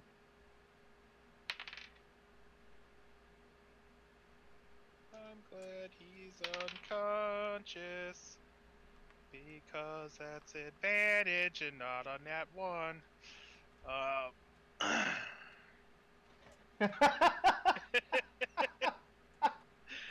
23. Yeah. That also hits. It would have been funny if you were like, I'm going to stab into them, shank right into your own foot. Right. 12, 18, 27. 6 of which is electrical. Okay. Is he dead now? He is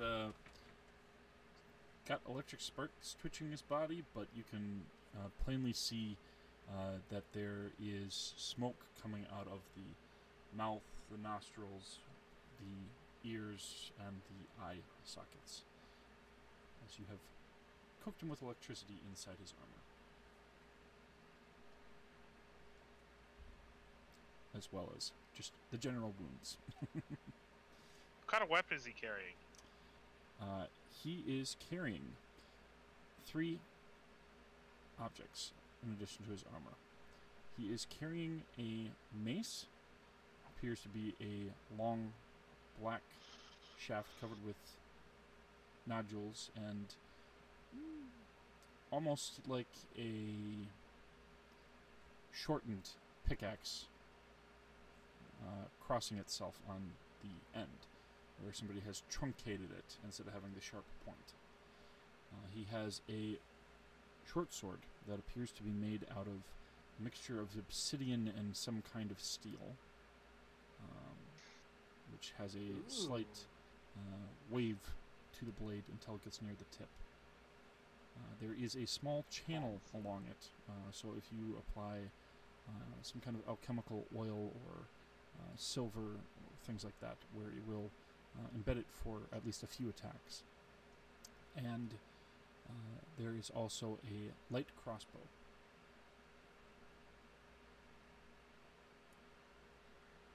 Dibs. So there's a light crossbow, a short sword, and a mace. Yes. And what's the short sword thing do again? It has a small channel in it that means that if you put some silver oil or alchemical oil into it, it can retain it instead of just coating it for one attack. It might be able to last more than one. Oh, okay.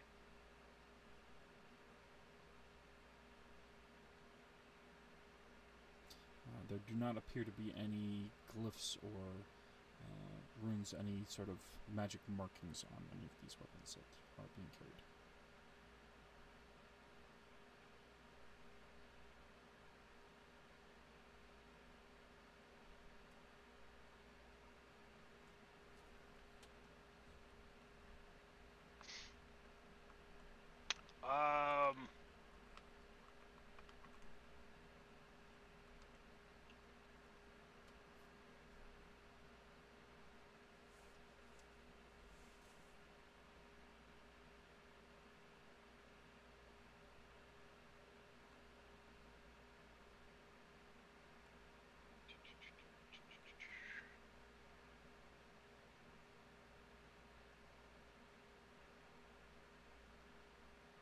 Bonus action dash.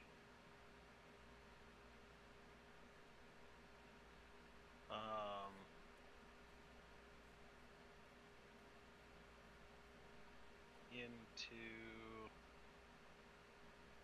the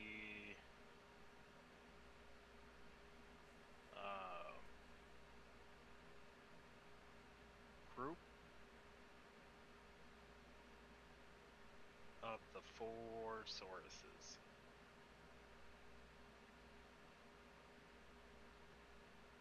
It feels a bad idea. Group of the 4 sources? Yeah, you know, the thingamajiggies. The Quillback Stalker? Yeah, those things. Okay. So you're charging at one of the 3 of them? They're not in the There's group 4 of them. anymore. No, there's 3 of them. There were 4 of the flying ones. Oh, I thought it was 4 and 4. No. And they're not grouped up anymore? No. They are not all at the house. Oh.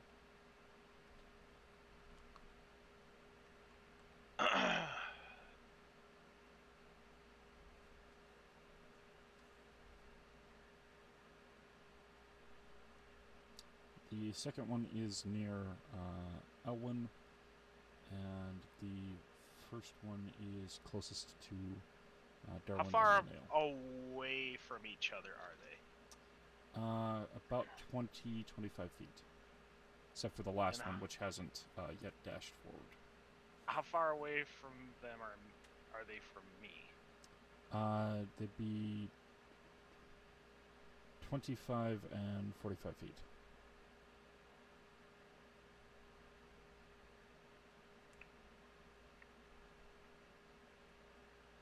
So...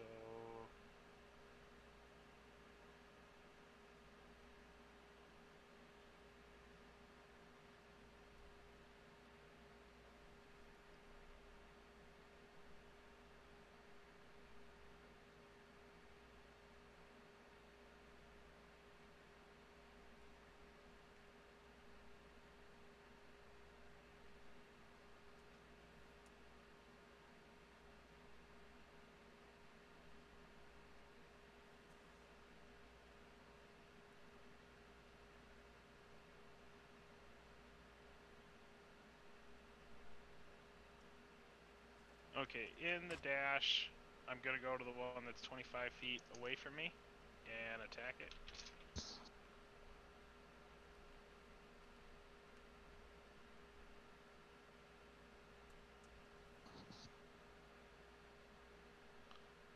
Okay.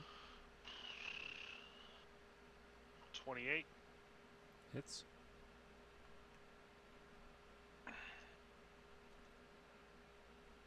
It is marked.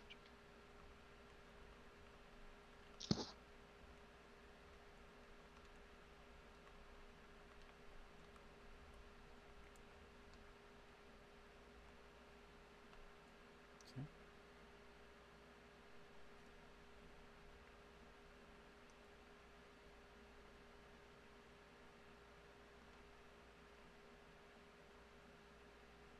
$45, 12 of which is electrical.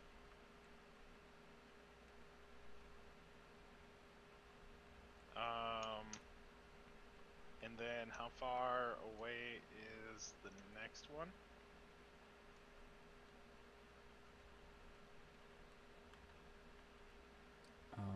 That one is another 20 feet. Move up to that one. In action surge, I have mobility. If I attack somebody, they don't get an attack of opportunity on me. Okay. Are Action you a surge. swashbuckler rogue? No, I took mobility. Ah.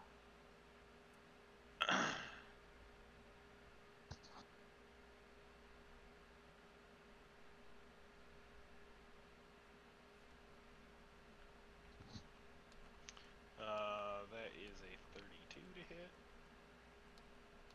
That hits.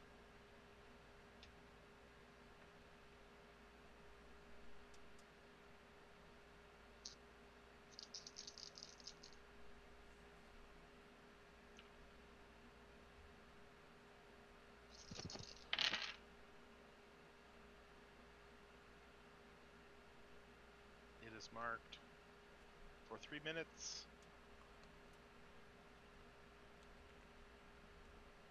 34, 6 of which is electrical. How far is the third one? That one is a further 30 feet. With 5 to spare. Go up to that one. I got 40 with, I'm moving with dash, so I have 80 total. Okay. So I'll move up to that one and attack. And that is 31.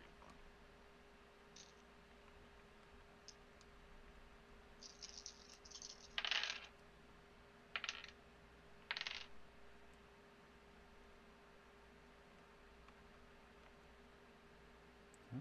39, 7 of which is electrical. And that is also marked for 3 minutes.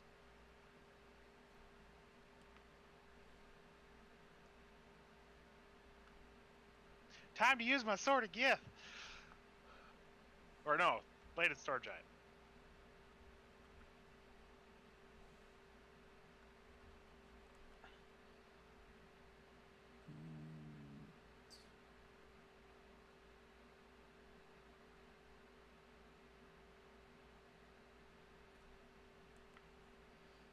Or, you could just do magical girl transformation and just spend like 3 rounds changing from Dobbs, bulky to Dobbs, Procure, and, just blow up the entire butte like Miranda did. Except this time it's by holding a big keg of gunpowder that he lights and throws. Alright, and does that end your turn? Yes. Okay. Elwyn.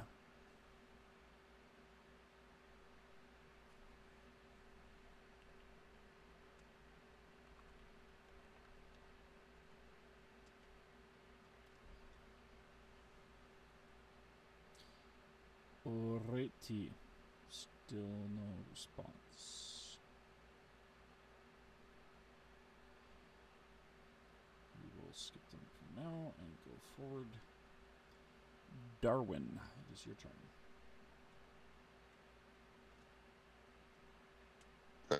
All right. So currently, how bad is the unconscious kobold and Linnea looking?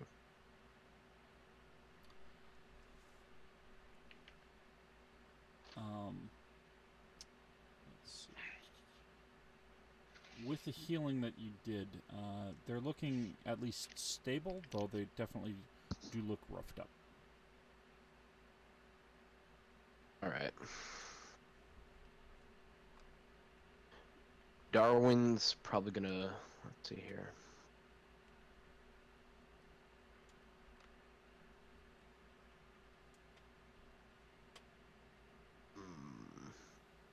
Darwin's gonna grab a arrow out of his quiver from his back. He's just gonna hold it in his hand, point it off towards one of the.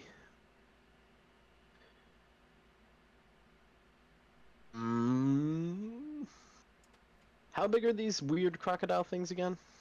They are huge. Alright, so what you're saying is we need to start doing damage.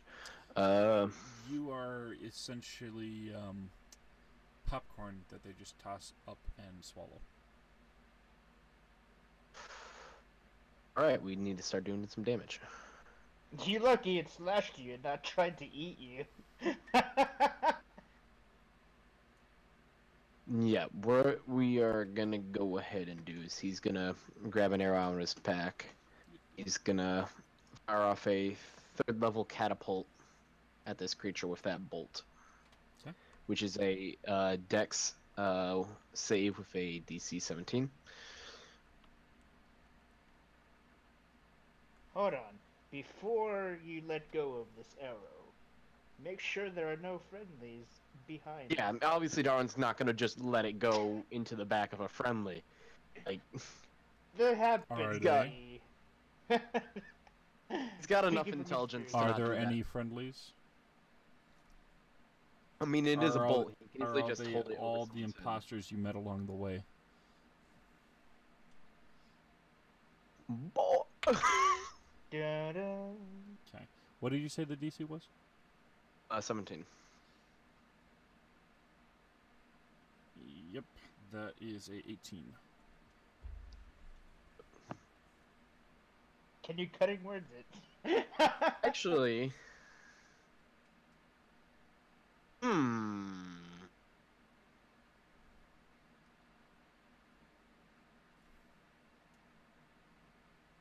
real cheeky bugger. But watch me roll a 1 again. Or actually, if it gets a 17 on DC 17, that means it fails or passes, right? Yes. It passes. If it gets anything other than a 1, then it should fail. What are the odds of me getting a 1 again on a D10?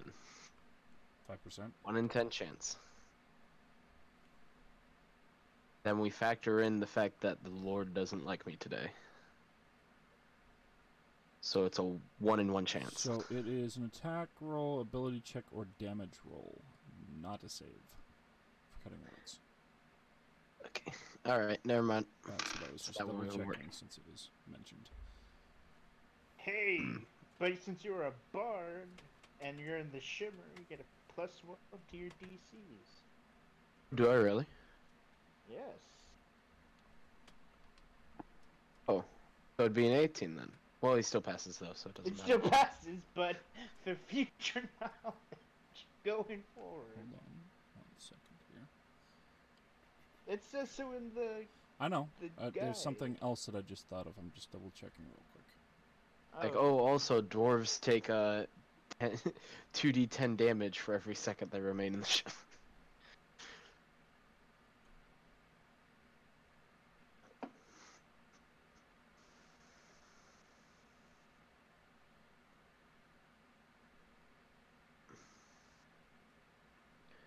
Alright, so what I'm learning is do not use dex save spells against these. Hey, it's all the luck of the die, bro. True, yeah.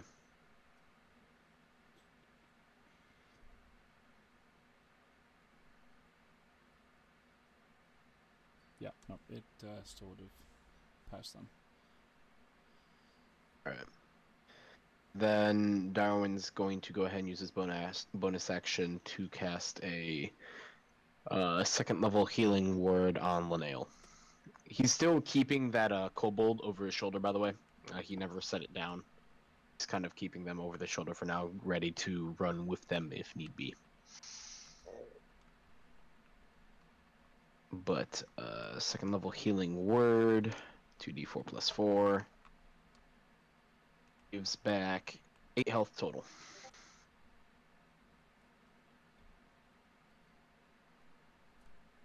So 8 health back to Linnell.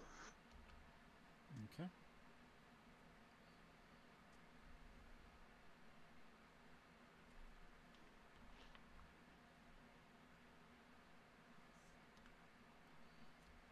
All right.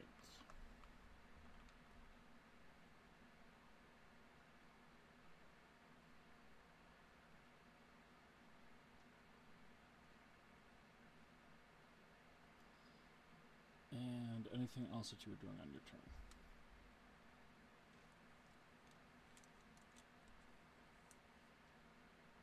Darwin's just gonna be again staying nearby. Linnell and anyone else who's hurt that's kind of staying close to him, just ready to basically block blows if need be. Okay.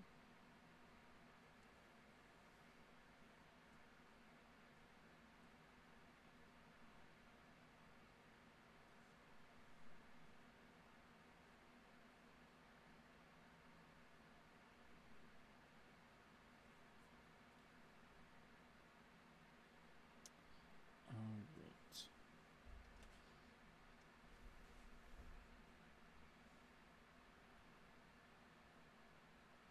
And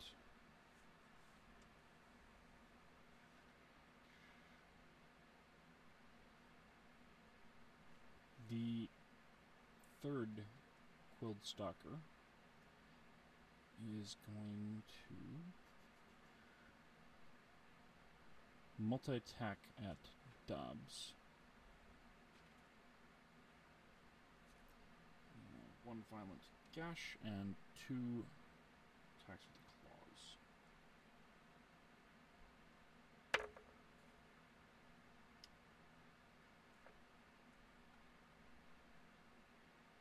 That is a 18 to hit. Miss. 21 to hit. Reaction to parry, miss. And a 25 to hit. That'll hit. Another reaction to parry.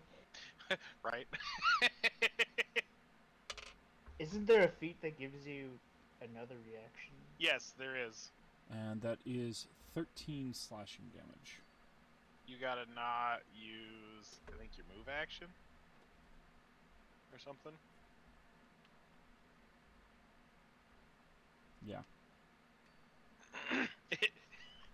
And that'd still hit.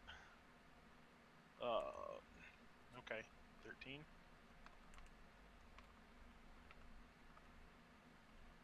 Yep. Okay.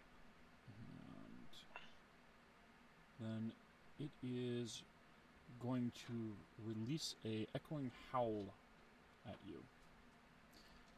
Make a wisdom saving throw.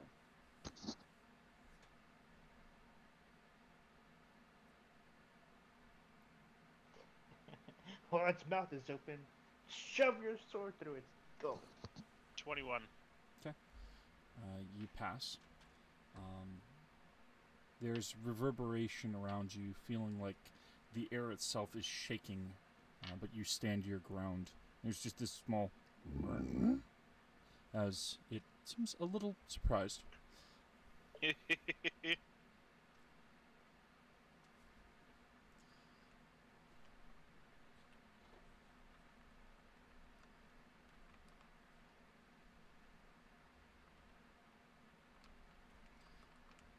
Alright, and then it is Linnell's turn.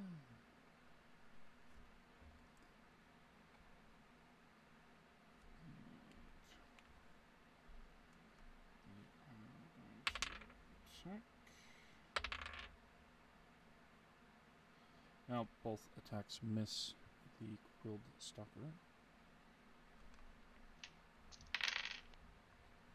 It's really not her realm. And that'll end her turn. Mount 1 is finally swooping down. Did Strahd, like, roll super low? Yes. I'm like, I'm waiting for Strahd. Strahd? Strahd? So here's the thing. Strahd has a +7 to initiative. He rolled an 8, didn't he? He's got an 8. Yeah. He rolled a nat boy. 1.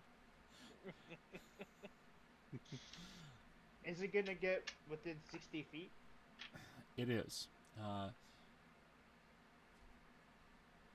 In Fantastic. fact,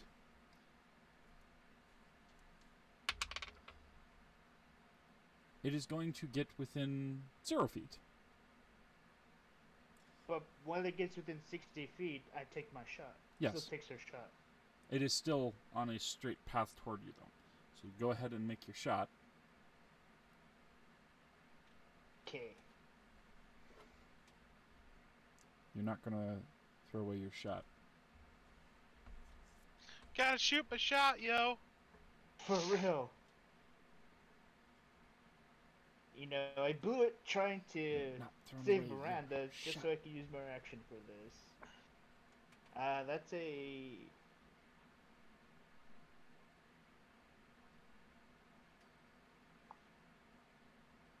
26. That hits. Does that do damage? Or does it, like, grapple it? You've grappled hold of it. Okay. So, since it's coming towards her, she'll just drag it further down so it could hit the butte. Well, it's above Oh, the but she butte, can't. swooping down. Yeah. So you've got a rope that you're holding on to. You can essentially pull it closer towards you. Since it is swooping down, that would make it trajectory change. Could Yeah, she, make like, it slam into the butte. Down. so that, like, Yeah, it won't be Step like to the into the side side of and- it, but it would be like into the top of the butte, just past you, because it's trying to curve down too steeply. yeah. That's like step to the side and swing it down. Opposed strength check. Fuck yeah. You're trying to use your force and against its speed and strength. That's a 21. 14 plus 7.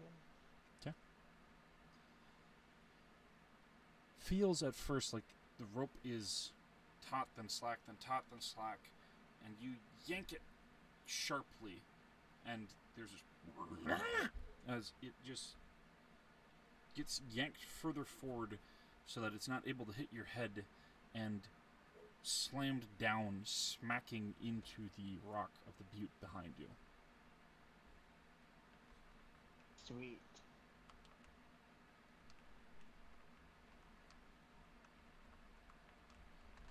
And since that was...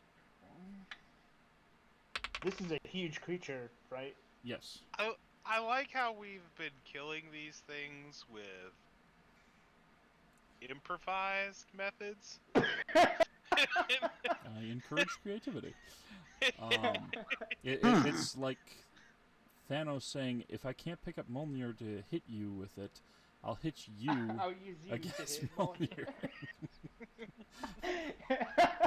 I mean, it works. It works. Yes, Works really Todd well. Howard. Yes, it just works.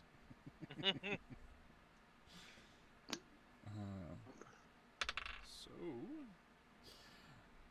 you have a unconscious mount that has slammed into the ground. I'm gonna name it Gary.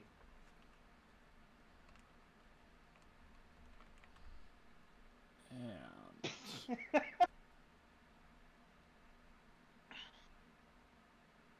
think that specific one was on fire. it had been before it shook off its rider, yes. Which is part of what is so annoying for it, because it's like, this thing's burning on my back. Fucking the get hell am I off me, supposed to bro. do? It's like, I wasn't trained for this. Alright. So that was your reaction, and it is unconscious. Just a little bit. The rider or the mount? The rider is dead. The mount is unconscious. Oh, Oh, he died a long time ago. He fell off when the mount shook him off. He burned up on it and would have died from both the remaining fire damage and fall damage. somewhere at the base of that butte, some desert creature is enjoying a nice barbecue. Oh, but his gear. So is the only thing that's left is the 3 stalkers? There is still the 4th mount and Yeah. the 3 stalkers. The 4th Okay. mount still has its rider. And it is Umbra's turn. How far away is it? Is that Quill Stalker number 1 from her? She would have been next to Linnell. Then it would be only 10, 15 feet away. Cool. She's gonna put away one pistol and take out her shotgun.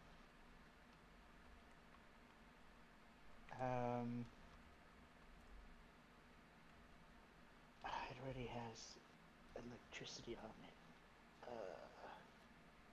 Well, let's see how well that does. She'll shoot at it. Oof, that is not the best, but not bad. Dirty 20. That hits.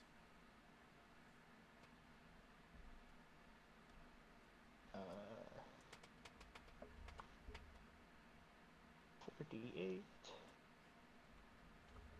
Oh, got a 1. So that's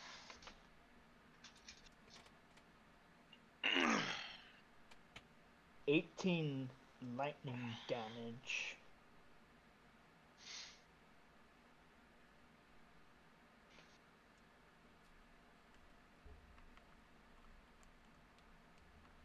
And she's gonna move to stand in front of Linnell. So she can provide like a barrier between that thing and Linnell. Okay. I'd say between the two of you now, she has 3/4 cover. Cool.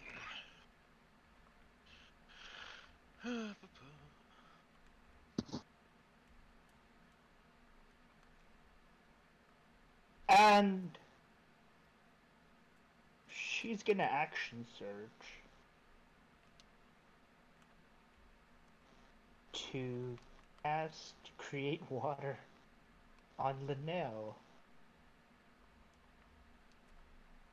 And it's gonna fall in a cube around her.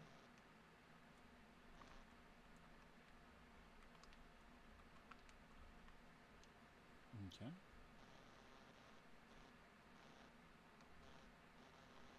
One more spell slot.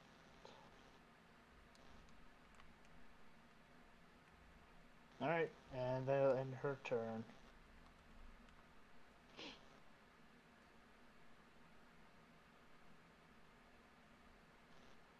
Oh, that's the wrong Silicky sheet.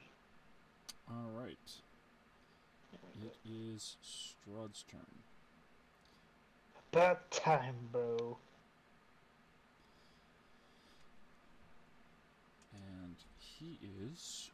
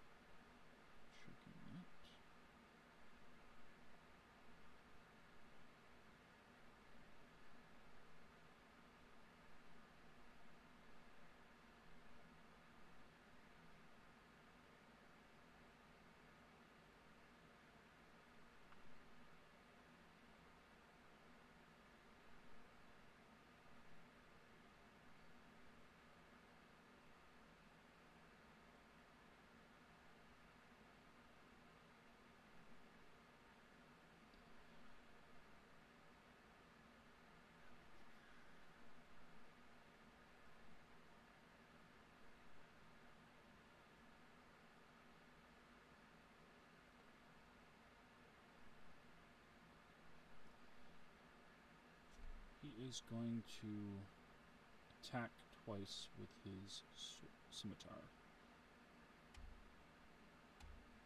It is a 25 and 30 to hit.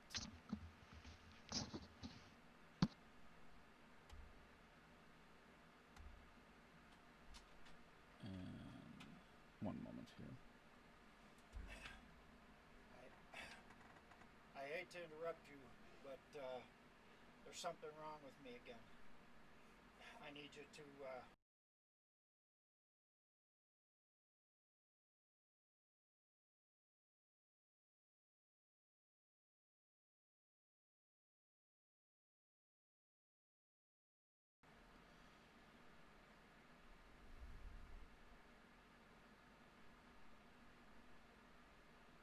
Alright. Well, that interruption means that we're going to have to pause. Strahd did hit twice, but not a nat 20.